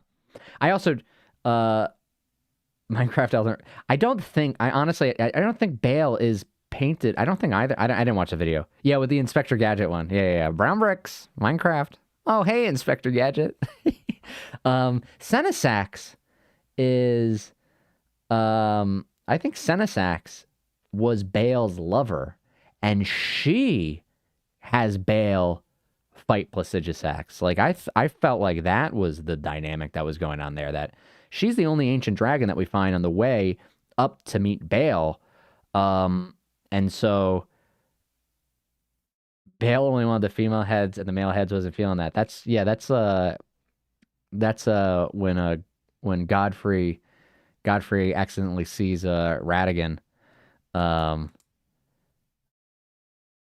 instead of it being America. But but Godfrey I think he's bisexual. He's definitely Godfrey, bisexual, heteromantic. Baal, he's angry. He's very angry. But I don't know. He just gives me hetero all the way. Yeah, Senesax doing Nassandra? Yeah. Oh yeah. It's the same. It's all they're mimics. They're mimicking the source. Anyway, enough dragon fucking. Sorry. As well as justification Let's get on with these for its fucking existence dragons. within the dominant But no dragon Erd fucking. Tree culture.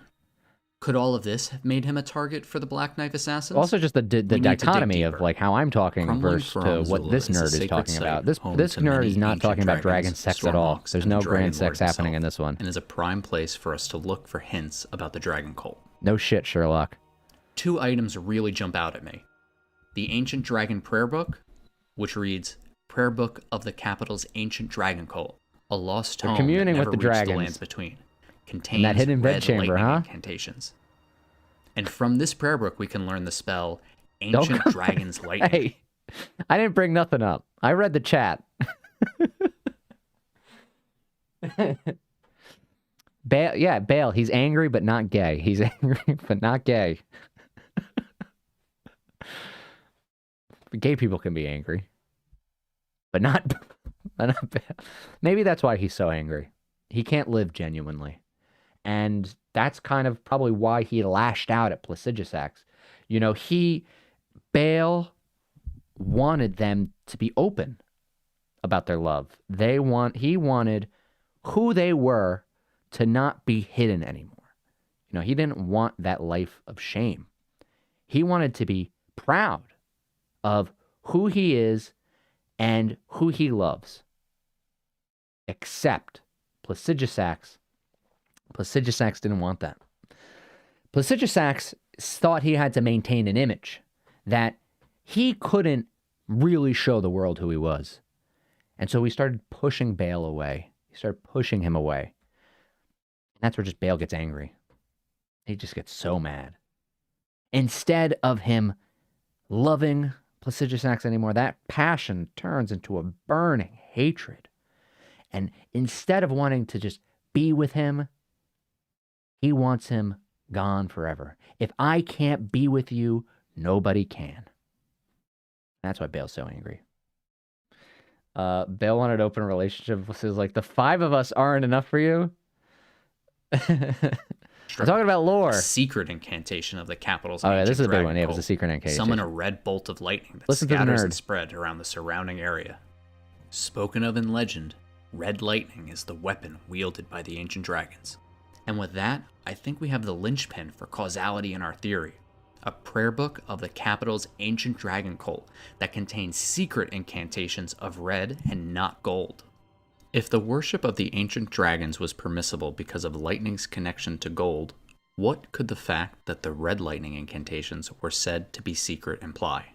What could We that have imply? seen how the Erdtree Empire treated the red-haired fire giants, so could red lightning be similarly Bale is actually disdained? trans and jealous of Placidusax being able to have both male and female sexual expression. That is no, I don't see. I don't like that. I don't like that because I feel like that's villainizing trans people as like just an envious bunch. Like I feel like that says that, like, you know, trans people commit violence against others because they're envious of something that someone else has. I don't like that. Bad theory.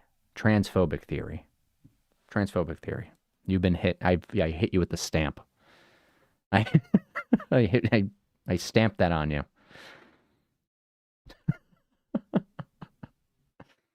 It has to be Placidusax's fault. Placidusax is internalizing homophobia because he wants to maintain gender norms within the Sun Realm, and Bale thinks we need a little bit of rain because without rain, there ain't no rainbows. And that, silent ellipses, I don't know what your theory was, but whatever it was, mine's better. The cause of red lightning worship had the effect of assassination. I don't think I've watched any of his We can't videos. I say think I for watched one of certain his yet, videos. but if we look closer know. at the ancient I don't know who dragons, he is. the Erdtree Empire, and the motives and connections between the What did Black I say Knight for this one? Oh, assassins, okay, we yeah. may So be I was able like, to come up let's with a build a great theory. This is stupid. This part's dumb.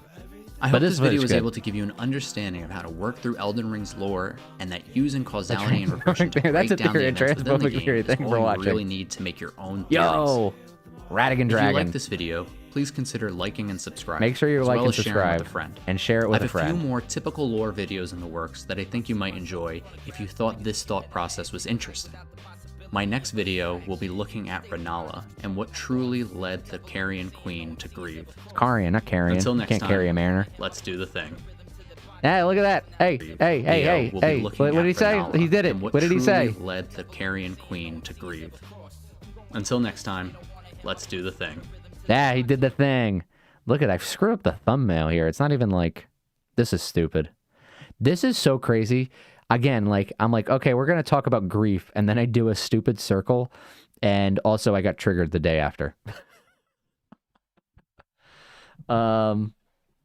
Yeah. Okay. So that was how to understand Elden Ring lore. Do we all understand Elden Ring lore now? Does everyone understand it? Oh, wait, I don't want to turn on the mimic commentary. I want to go back to oldest. Do we all understand Elden Ring lore now? Time is it? 7 o'clock. What am I? Happy St. Patrick's Day.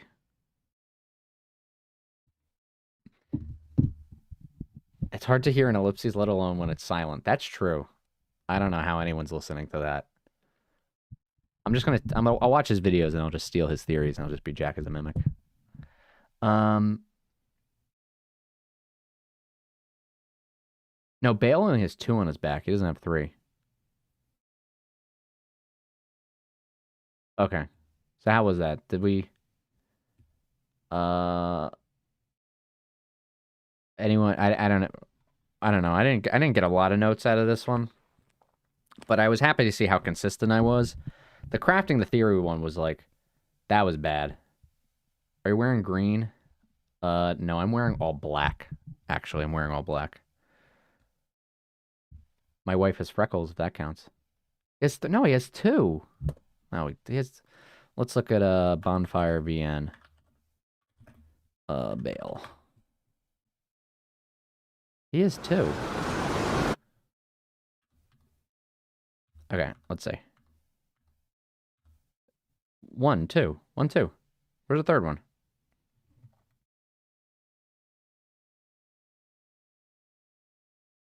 Oh, wait. No, that's still 2.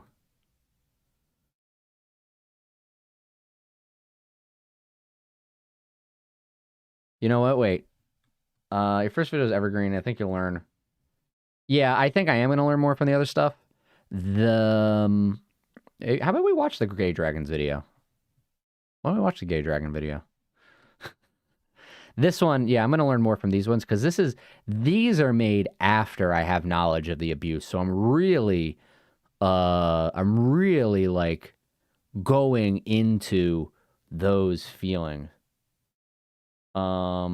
Isn't this cheating because it's not the way the game wanted us to see him? Well, I mean, we could see it when you fight him. Oh, you're being sly. Okay. I'll fight you. All right, let's watch that. Let's watch that Sound Ellipses video for a bit. I'm not going to watch the whole thing. Wait, didn't... Wasn't the thumbnail... I saw the thumbnail. What happened to the thumbnail? It had rainbows. Didn't it have rainbows? Who... Didn't he have the thumbnail of the dragon shooting rainbows? Yeah, he did. Elden Ring has gay dragons. You coward. You coward. Keep the gay dragon thumbnail. Be woke. Be woke. All right. Damn, 40 frickin' minutes. Okay. Let's see. I want to see what's the competition. What's the competition looking like? He had to change it. Well, he could also, when you make, here, I'll show you something.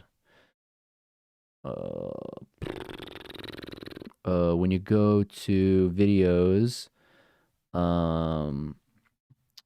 you could do, I gotta find a video that actually I did it on. Oh yeah, this one I did. You could do, A/B testing, where you can have multiple titles and thumbnails. And then based on which one gets more watch time share, that one gets chosen. And actually, I'm going to... Sorry, Zayfree, I got to set this as the... I'm going to set that back. Yeah. Also, I'm going to tell you, YouTube is so freaking predatory with, like... Oh, your video, like, it gives... Like, I haven't... I'm just doing mimic commentary stuff, so it's not really... This isn't indicative of what like YouTube normally looks like, but it's actually good for my mental health because when I was making videos, around, let me show you. Oh, goodness gracious. What? Okay, I can't show you.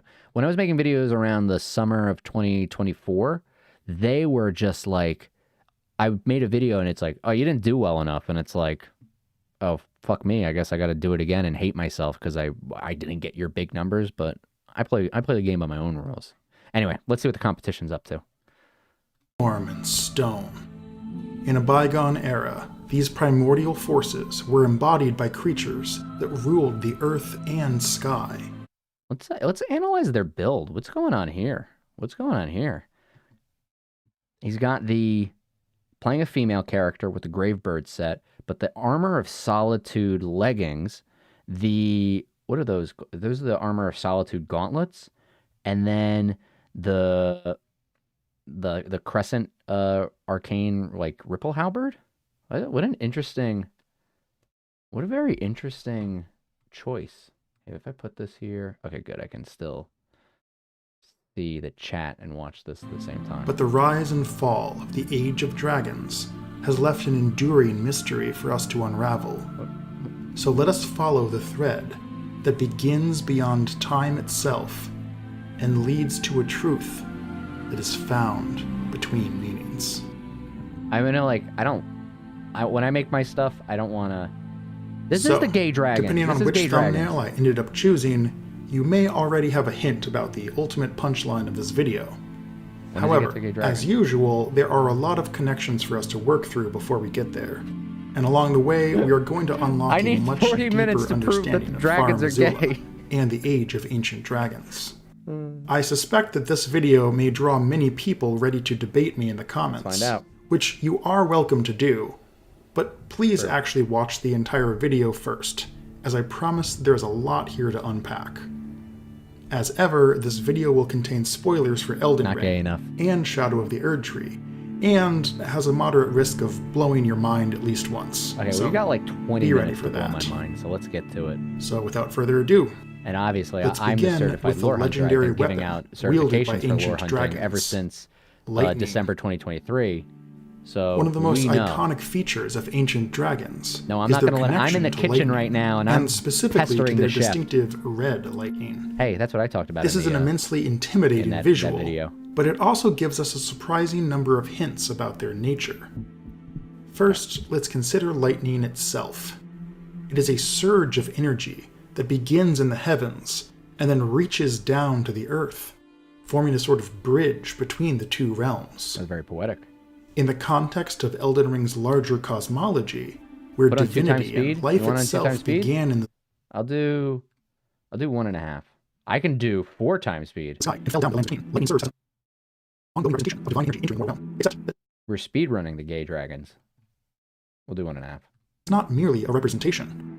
The Gravelstone seal tells us the worship of the ancient dragons does not conflict with belief in the Erdtree. After all, the seal, the seal and lightning itself are both imbued with gold. This is a perfect segue. Perfect segue. This is what I was leading to and how to understand Elden Ring lore.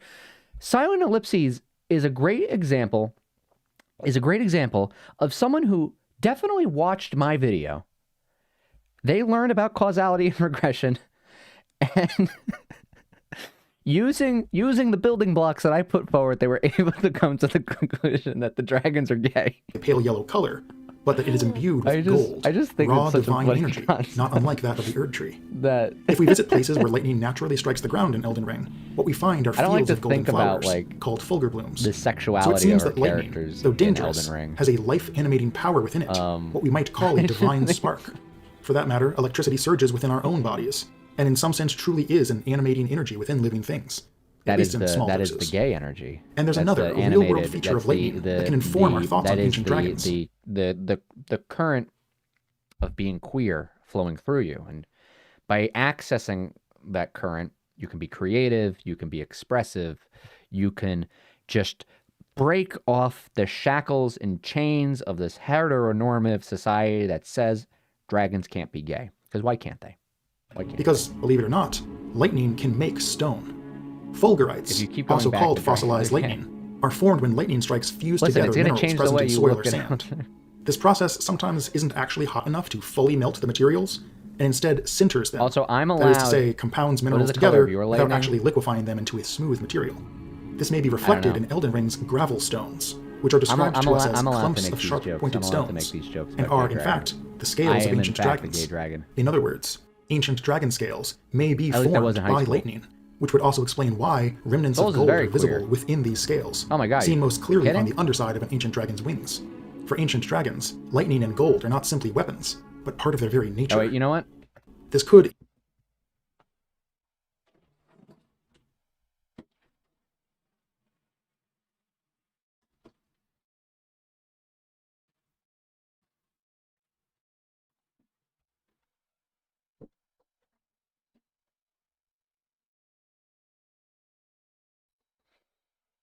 Okay. Now I can make jokes about gay dragons. Now, nobody can say, I don't have the right to make jokes about gay dragons. Come on. In turn, connect to the origin of ancient dragons, or at least a reason for them to perceive themselves as innately divine, for they have been quite literally touched and blessed by the heavens. This could also help to explain why dragonkin soldiers, by contrast, are unable to invoke true lightning, but instead have a distinct ice lightning. For the dragonkin are not only separated from the sky, but were made by a civilization steeped in silver rather than gold. This also makes for an interesting inversion of the relationship between lightning and the everlasting dragons of Dark Souls. The everlasting dragons were beings of undivided nature, predating the origin of fire, and lightning was their undoing. This hints to us the very different role that ancient dragons play in the story of Elden Ring, for as ancient as they are still part of the greater creation story of all living things, and still connected to the power of the Elden Ring. Indeed, we can eventually find Placidusax, the dragon lord of ancient age, this who is we are no explicitly shade told to was this himself dude's video. Elden Lord. But for all this talk of golden lightning, I've been sidestepping a crucial fact about ancient dragons. For the lightning they wield... Oh my goodness. Kyra, come here. Come here. Baby. Kyra. Come on. Puppy. Kyra, come here. Say hi to everybody. Come up here. Come up here. Come up here. This is Kyra. Sit. You gonna sit? Oh, sit. There you go. Oh, there you go. Good girl. You're such a good girl. Can you give paw? Kyra, can you give paw? That was so lazy. Yes, good girl. Yeah, get another one. Can you lay down? Kyra, can you lay down? Down. Good girl. Okay, free. She's a good girl. Okay, in the lore, Jack has now 4 ears confirmed to all hearing. I am the all-hearing brute. Dragon Queen soldiers' gayness impossible. They cannot. They are pale imitations of their skyborn kin. They cannot fly across the rainbow like the ancient dragons. They can only live. Gold, oh, you know what? This is actually what it is. The ancient dragons of Farum Azula, they are out and they are proud. They are flying across the sky. They are making the rainbow. But the dragonkin soldiers, they are underground. They are not embracing who they truly are. They are, they're in the closet essentially. The great sword says that its red tint exemplifies the nature of primordial gold, said to be close in nature to life itself. And once we begin looking for them, connections between ancient dragons and the Crucible are abundant. There are multiple aspects of the Crucible incantations that seem to embody aspects of dragons, such as fire breath, I'm going to disagree with the Crucible. I guess not really. It's not really the ancient dragons you're getting it from. Did I skip too far? They seem to embody aspects of dragons, such as fire breath. It's more the modern dragons when you talk about like Crucible stuff. We have the storm and beast theming of Farum Azula, the same theming we find among the Crucible worshipping and not the ancient dragons. We even have actual Crucible knights present in Farum Azula. Crucible. Several aspects of the Crucible incantations tell us that the Crucible was a place where all life was once blended together. As I noted earlier, all life includes ancient dragons, old as they are, and thus they are inextricably linked to this primordial energy. No sense of history, no sense of the battles. Ancient dragons are so they could fly. Yes, that's right. They don't remember Stonewall. The world repeatedly you know why it was called Stonewall? Because the ancient dragons were a wall of living rock protecting their gay brothers and sisters from who? From who? As I noted earlier, incantations tell us that the Crucible knights present in Farum Azula. The Crucible police. Several aspects of the Crucible incantations tell us that the Crucible was a place where all life was once blended together. He's totally, as I noted earlier, all life includes ancient dragons, old as they are, and thus they are inextricably linked to this primordial energy.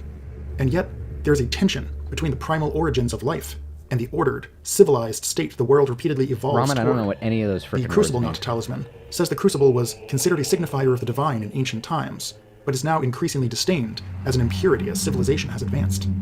Similarly, that's right, Crucible Knight armor states listen, that in time, does not bring up shown by these Stonewall knights, in this video, and even their appearance, was seen as chaotic and deserving of scorn. On this stuff. This tension is mirrored by the beastmen of Farum Azula, who were granted intelligence and must have felt their wildness slip away as civilization took hold. This is a persistent and cyclical tension, as the wild energy of the Crucible and the order that descends from the heavens are interdependent forces. They stopped going to pride Though the parades Crucible is now scorned, there is a clandestine union of red and gold, even in the current order, as Marika is a unified being with Radagon. Not only is Radagon's hair red, but he is associated with the Crucible touch to Misbegotten. One Leonine Misbegotten was given Radagon's own sword. and within the game's files, Misbegotten are referred to as children of Radagon. Now, take references to internal file names with a grain of salt, and I sincerely doubt that Radagon is literally meant to be the father of each Misbegotten, but rather, he is the half of the dual god, which is more closely connected to the Crucible. Radagon fucks. And the Those reason are all he his despises kids. his You own can say red those are his hair kids? is Look that at he him. has internalized the hatred Marika has for Crucible worship. But Marika I don't and think Radagon this is going too far. Marika's hatred for Crucible worship, that is way too far. She does not have hatred for Crucible worship. She doesn't even hate the horn scent. I don't think she even hates the horn scent. He has internalized the hatred Marika has for Crucible worship. But Marika and Radagon are not the only Lord-God pair we see that embody this fusion of red and gold. We also see it in Miquella and Radahn, a red-haired consort paired with a gold-haired god. Mesmer and Godwin. We similarly see the red-gold pairing in two sets of demigod twins. Miquella and Melania are obvious, but there is also a red-gold pairing with Morgott and Mohg. Even though they lack red and gold hair, this can be seen in their great runes, and in the divine forces they seek to serve. We even bring the red element ourselves when we rise to potential lordship in game, both by burning the Erd Tree and unleashing destined death. Now I'm going to take this one. We don't bring the. Wait, does he say red gold? They seek to serve. No, he's got to say this. This could be improved. He said we bring the red element ourselves when we rise to potential lordship. When we rise to potential lordship in game. Because if we, this has to. He could really strengthen his argument here. With the red gold pairing, because if we think about Frenzied Flame, like you take the yellow Frenzied Flame as like your fool's gold, and you use that to burn the Erd Tree, and then you unleash destined death. And unleashing that would be the death. red and the gold coming together. Literally it's just like he just missed one little with suppressed red-colored energies in order to ascend. But it's not always the case that a god is gold-coated and a lord red. Consider Ranni, a candidate for godhood who originally had red hair. In order to ascend, she would have had to marry someone, presumably a member of the Golden lineage. In fact, while this is speculation, it would make a great deal of sense if she was once betrothed to Godwyn the Golden. Their destinies were linked to each other on the night of the Black Knives, so it would be unsurprising if there was some pre-existing connection between them, rather than him being an arbitrary target.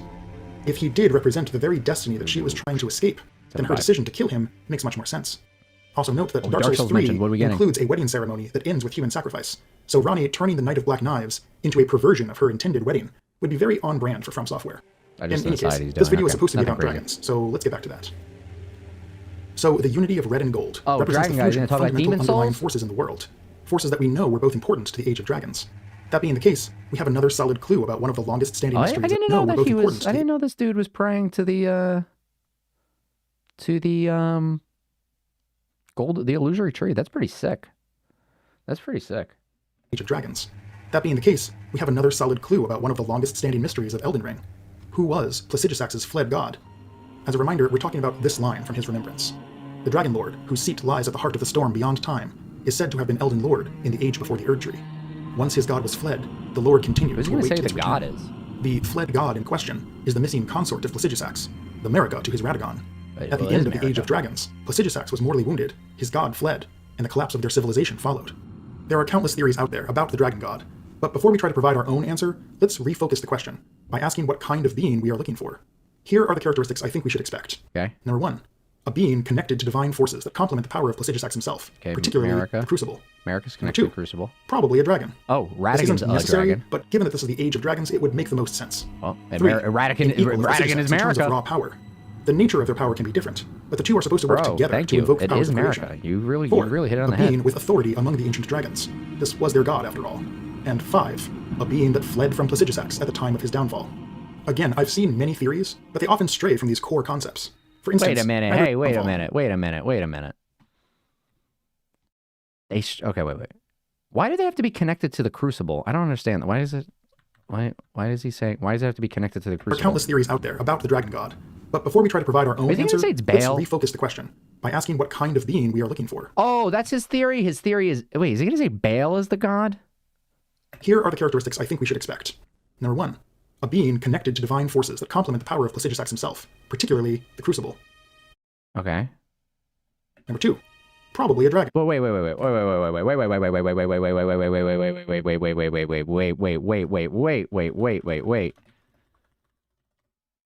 I got a hole in your theory, buddy. The talisman of all crucibles, rumored to have sprouted upon giants, and is known the mother of crucibles in ancient Talasor. The fled god, with this criteria, it's got to be mother. It's got to be a mother, right? If you're doing crucibles. This isn't necessary, but given that this is the Age of Dragons, it would make the most sense. Okay, wait. Whoa. You're putting that as number 2 and it's not necessary? Well, it's okay. I agree with you because Radagon is a dragon and Radagon is America. So in equal of Placidusax in terms of raw power. the theory is that Baal is the god? I don't like that one. That's the gay dragons? I'm sorry. He has good... That's a bad conclusion. I'm sorry. It's like the analysis... Like, I don't get that conclusion. Like, the analysis is good. I gotta see how he gets to that. I think the analysis is good. The two are supposed to work together to invoke the powers of creation. The pulling of things together is like... a being with authority among the ancient dragons. This was their god, after all. Like, yeah. If he's gonna... Because, like, I feel like I know where he's going with this one. Has authority among ancient dragons. Baal, as a tyrant, is a leader. So... And, like, these... I see where he's getting to Baal with this, but I don't know how that makes him a god.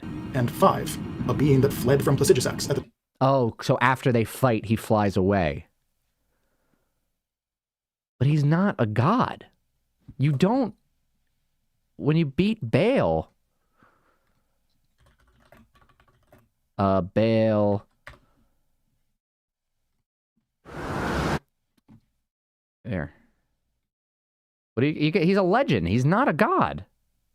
No, but he's not a god. He's a legend. That's a legend. That's not a god. Keep watching. He can't be a god. He's not a god. Time of his downfall. Again, I've seen many theories, but they often stray from these core concepts. For instance, neither the Elden Beast nor Meteor really make sense as candidates for the fled god, in my opinion, because they are simply the wrong category of being. The Elden Beast is the very divine entity that the dragon god is supposed to commune with. It would be a little circular to say that the god is the Elden Beast itself. No, wait. No.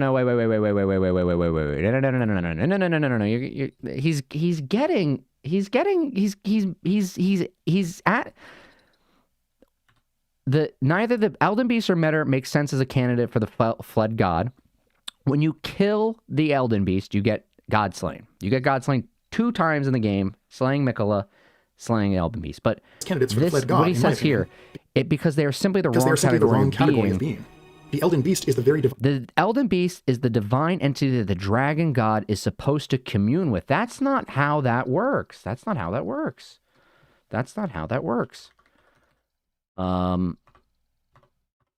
It is... Let's go to Enya's dialogue.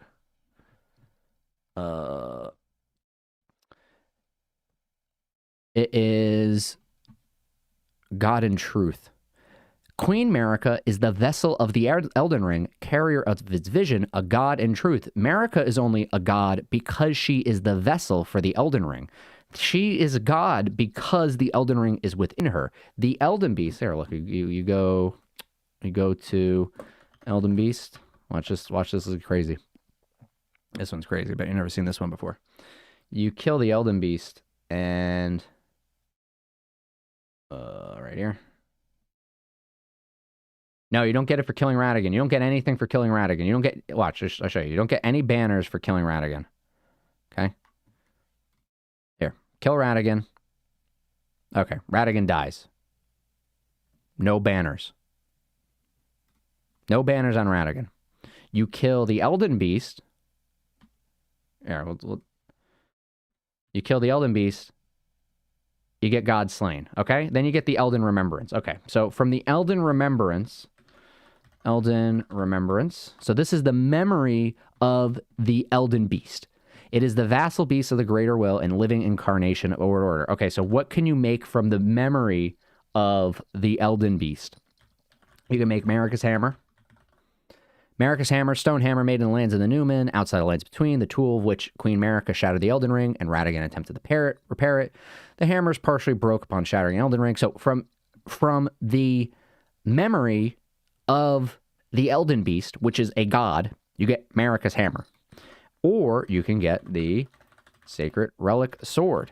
Sword wrought from the remains of a god who should have lived the life eternal. Okay, what is that god that should have lived a life eternal? Okay, so the remains of a god. Here is the god. Here is the god, Radigan, who is Marika, and it is a god in truth. Wait, in truth. Queen Marika is the vessel of the Elden Ring, carries vision, a god in truth. She is a god because she is the vessel for the Elden Ring, and we are a sacred relic sword. Sword wrought for the remains of a god who should have lived the life eternal, Marika the Eternal. Thoughts on what this weapon pretends is many and varied. Some consider it a mark of a great sin. Ooh, sin. Sign of great devastation. Some think the end of an age, while others the beginning. This is not no one is not the, they're not communing with a god isn't communing with the Elden Beast. In Miquella's case, Miquella comes through, Miquella cutscene. The god of a previous age. No, but that doesn't, what do you mean? Somewhere. Where do we get that? Where do we get the god of a previous age becomes a legend? There's still a god. Still a god. Miquella has to go through what age is he a god of? He comes through the gate of divinity. Miquella is a god in his own right. Miquella does not have an Elden Ring. Miquella is just a god. He's just a god. Just a god. He's a god in his own right. Marika's a god because she's got the Elden Ring. That's what the text says. That's what Enya says. In truth. Queen Marika is the vessel of the Elden Ring, carrier of its vision, a god in truth. How do you... An entity that the dragon god is supposed to commune with. It would be a little circular to say that the god is the Elden Beast itself. Similarly, I've heard theories that the dragon god could be a human, and while this is theoretically possible, the Age of Dragons has a pretty clear hierarchy to it, with dragons on top, and humans, beasts, and beastmen all serving them. But these aren't even dragons, though. These are mimics. You're the trickster? Are you trying to bait me? These aren't even actually dragons. These aren't dragons. You think these are dragons? They only look like dragons, buddy. They don't look like dragons.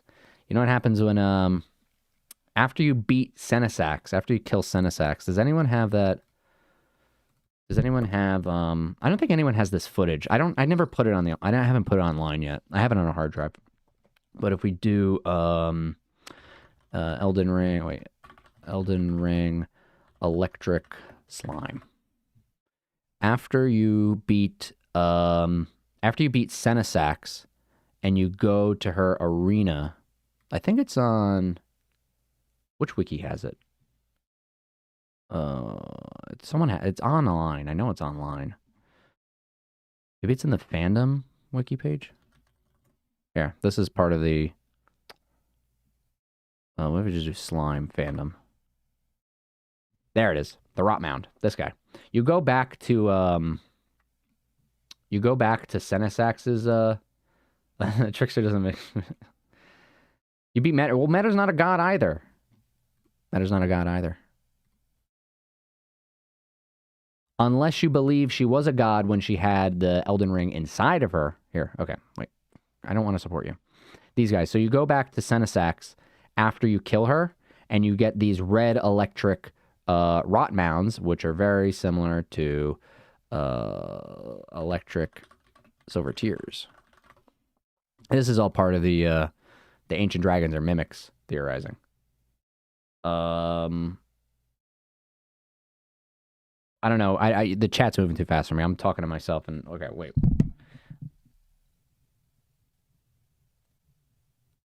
Thoughts? Many people have thoughts. Whose thoughts? I pray you're asking whose thoughts. I don't know. My thoughts. Yeah, you get the legend banner from Metter. That is, so that would, we'd have to do the theorizing. Here, wait. It said long ago that a golden star bearing a beast into the lands between. If you think Metter, if you think that she is the golden star and that she is bearing the beast, like she comes to the lands between and the Elden Ring is inside of her, then she could be the god. And then when she bears, like gives a bearing a child, because bearing a child, start a journey to prevent infertility. Okay. Yeah. This is Metter, and then this is the Elden Ring. Anyway, back to gay dragons. While there are artistic depictions of humans in Far Missoula, they are never juxtaposed with dragons, but instead with beasts. In fact, it's easy to forget just how ancient the beginning of the Age of Dragons was, because our main archaeological reference is Far Missoula, which is explicitly the remains of a giant mausoleum enshrining an ancient dragon, guarded by chosen beastmen who wield weapons clad in lightning. Why is the dragon there? That's where Alexander's supposed to be. Far Missoula was built to be a necropolis enshrining Placidusax at the end of the Age of Dragons. It is the equivalent of a great... I'm going to disagree with that one, too. I'm going to disagree with that one. Because it's built in shrine. He shows the dragon, I think.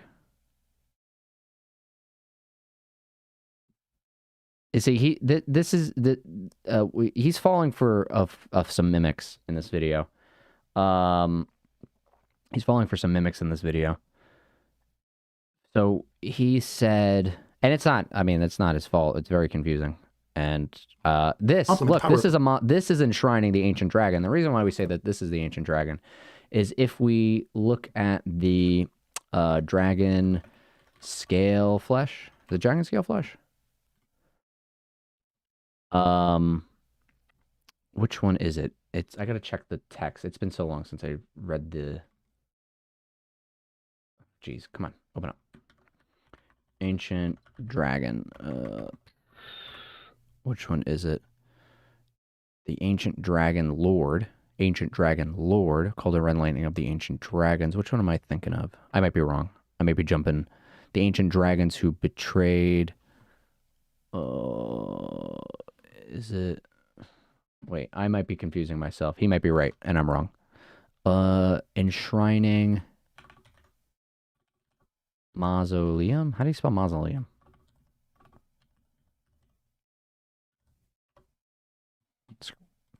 Fuck me, I don't know how to spell. It's enshrining. Oh my goodness. Enshrining, you're seeing the struggle. Maybe I'm wrong. Enshrining an ancient dragon. I think I'm wrong. Dragon. I think I'm wrong. I think I'm the one who's wrong. Yeah, I think I was confusing Aged Dragon with Ancient Dragon. I gotta confirm, though. Agents of the Ancient Dragons, Lowborn Descendants, Ancient Dragon. Yeah, I think I was the one who's wrong. I get confused by the mimics, too. No, but why did... I have a reason for why I said that. I have a reason. Wait, I'm not trying to look up the... I gotta look up... No, not this. It's the... What are those called? Ancient Dragon... Jagged Peak bosses. I gotta see what their names are. Don't they have... I gotta see what I'm thinking of. Because there's a reason I said that.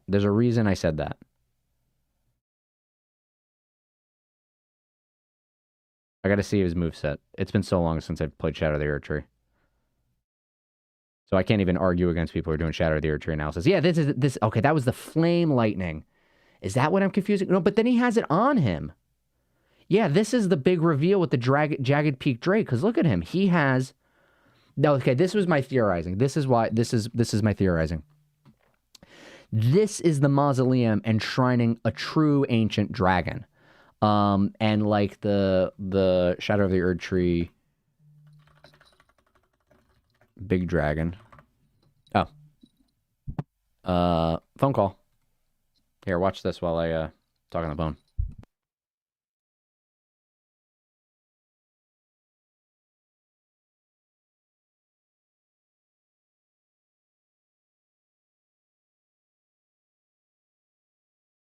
To stop beating around the bush and make my...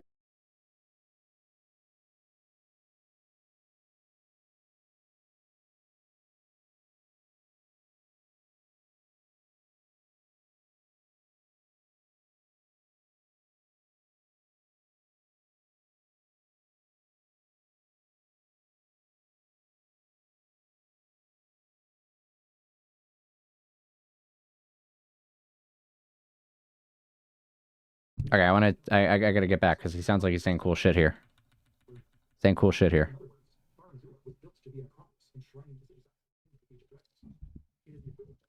Okay, so his claim is this built to enshrine prestigious sex. I could deal with that's cool. Okay. But I feel like it's built to enshrine this dragon because prestigious sex isn't enshrined there. You have to go beyond time. This one. I feel like it's oh goodness. Oh my god, my dog is freaking out.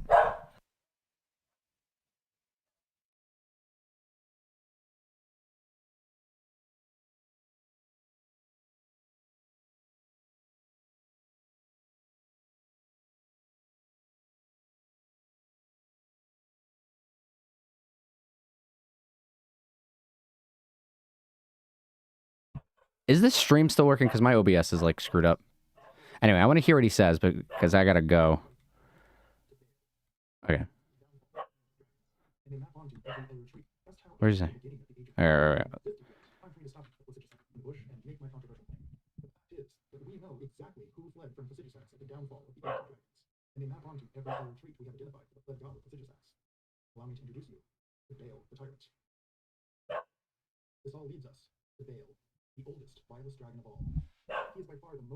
So I want to know. What I really want to know is what made him come to the conclusion first. Because it feels like he's taking fled, and that means the answer is bail because bail like flees after the. Yeah, it's stuttering because my OBS is screwed up right now. But I'm ending the stream anyway. That it's because but like why?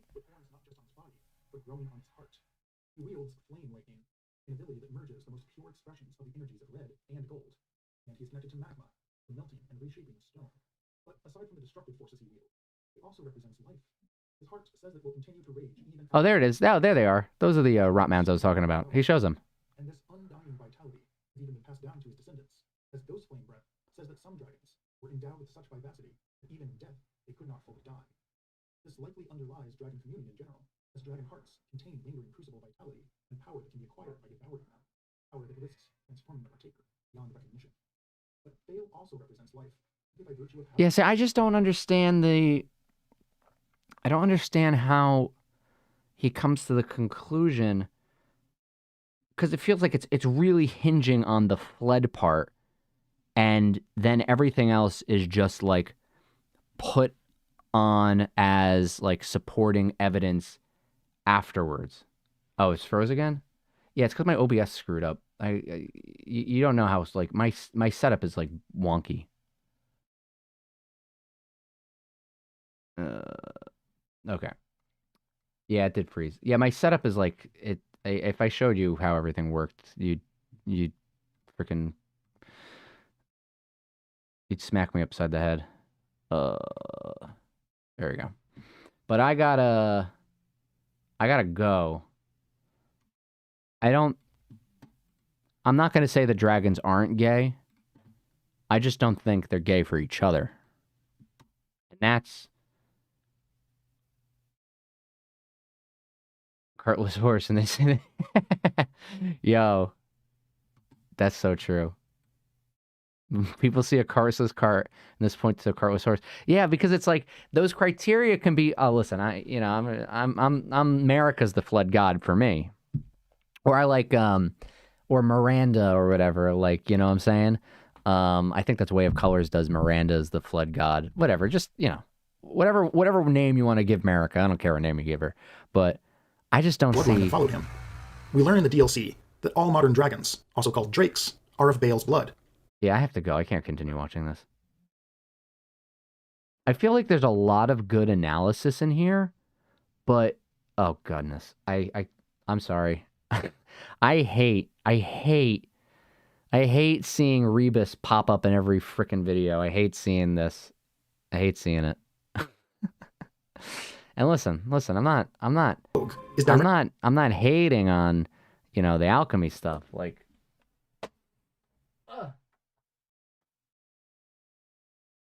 You know, I'm a little witchy too. I got my tarot deck. You know, I could do a reading or two. You know, I can give you your 3 cards here. Let's do a tarot reading before we go. Let's do a tarot reading. Okay, everybody, let's do a tarot reading. Okay. Let's get some bonfire. Let's do Firelink Shrine. And let's lower this a bit. We gotta flip the camera. This is gonna be for our goodbye. We're gonna be doing, let's flip. I think I have to flip it vertically? Yeah, okay, here we go. Okay. So we gotta remember, is this, it's flipped again. Not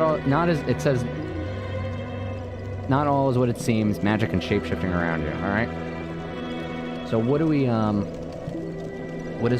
gonna ask the tarot? We're gonna ask it, what path do we need to take to find Placidusax, fled god? Woo! Ah. Oh goodness, I'm screwing up my shuffling. Alright. What is the path we need to take to find Placidusax, fled god? How do we find our missing Rebus? Okay.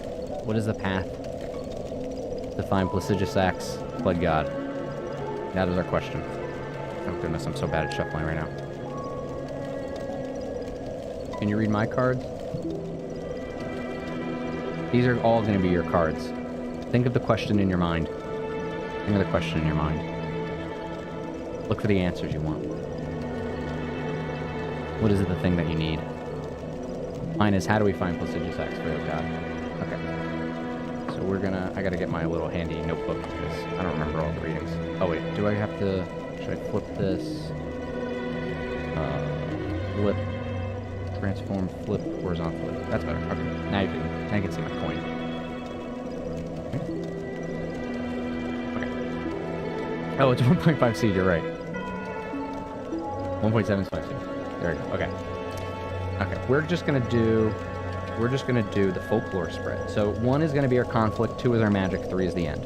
Okay. Ooh. Okay. So wait, I gotta do another page so I can actually write this. So the question. This is pretty good. This is pretty good, actually. I think the answer is Bale. So our question was, how do we find Platies, because he's Irish, fled god? Okay, gay dragons. So, number 1, we have our conflict. So this is the heart of how do we find Placidusax, fled god. Our conflict is 9 of Pentacles.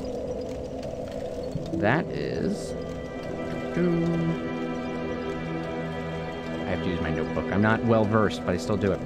So, upright is... And this is a dryad, actually. So we're getting Marika here. You know, we're getting Marika in this one. Here, in case you need to see it. In case you need to see it better. Okay. So, the 9 of Pentacles is independence, self-sufficiency, I can't spell, abundance. Screw that. Okay. A dryad smiles as a lavish figure stroll past. Dryads are a symbol of independence through perseverance. Well, if we think dryad, we're thinking shaman. Okay. So, 9 of Wands, this is the magic. This is the magic that we need to find our answer. The 9 of Wands is...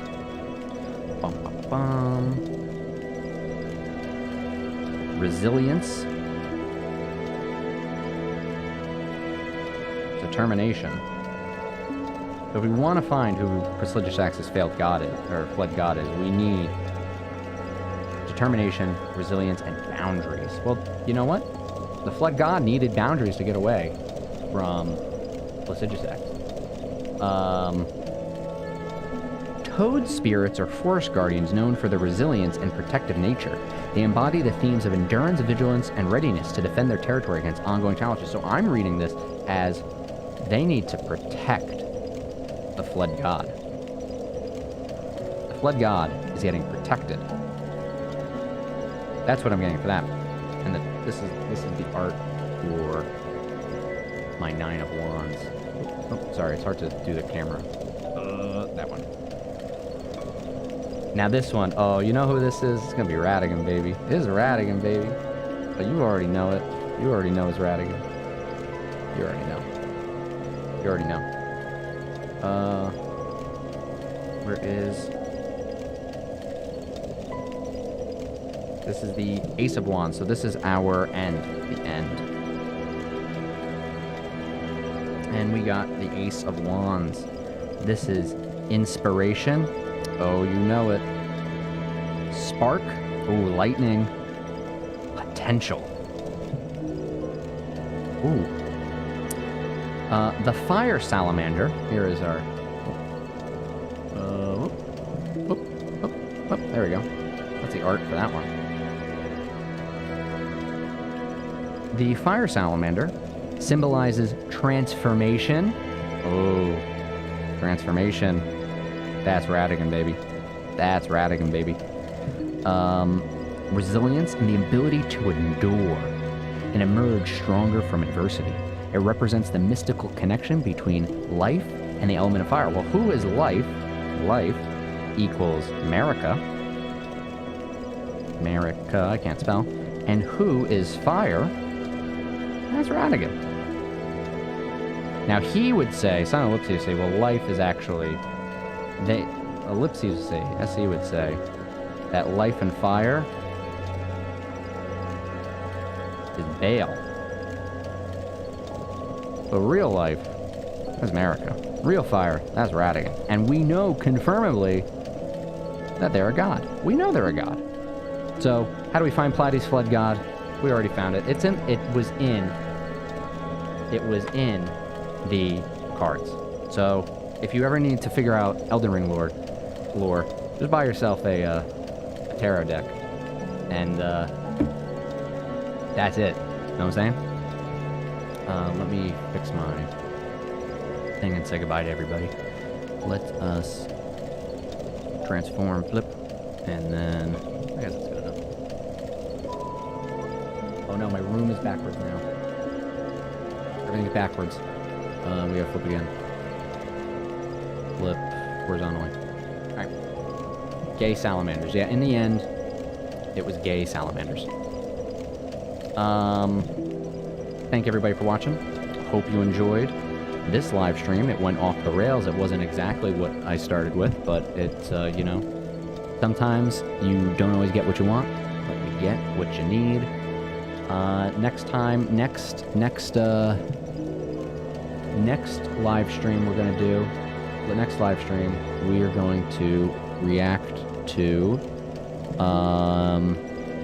we're going to react to Why Did the Carrion Queen Grieve? And we can talk about my trauma. So that'll be fun. Happy St. Patrick's Day, everybody. And I'll see you all in the next one. Let's do the thing.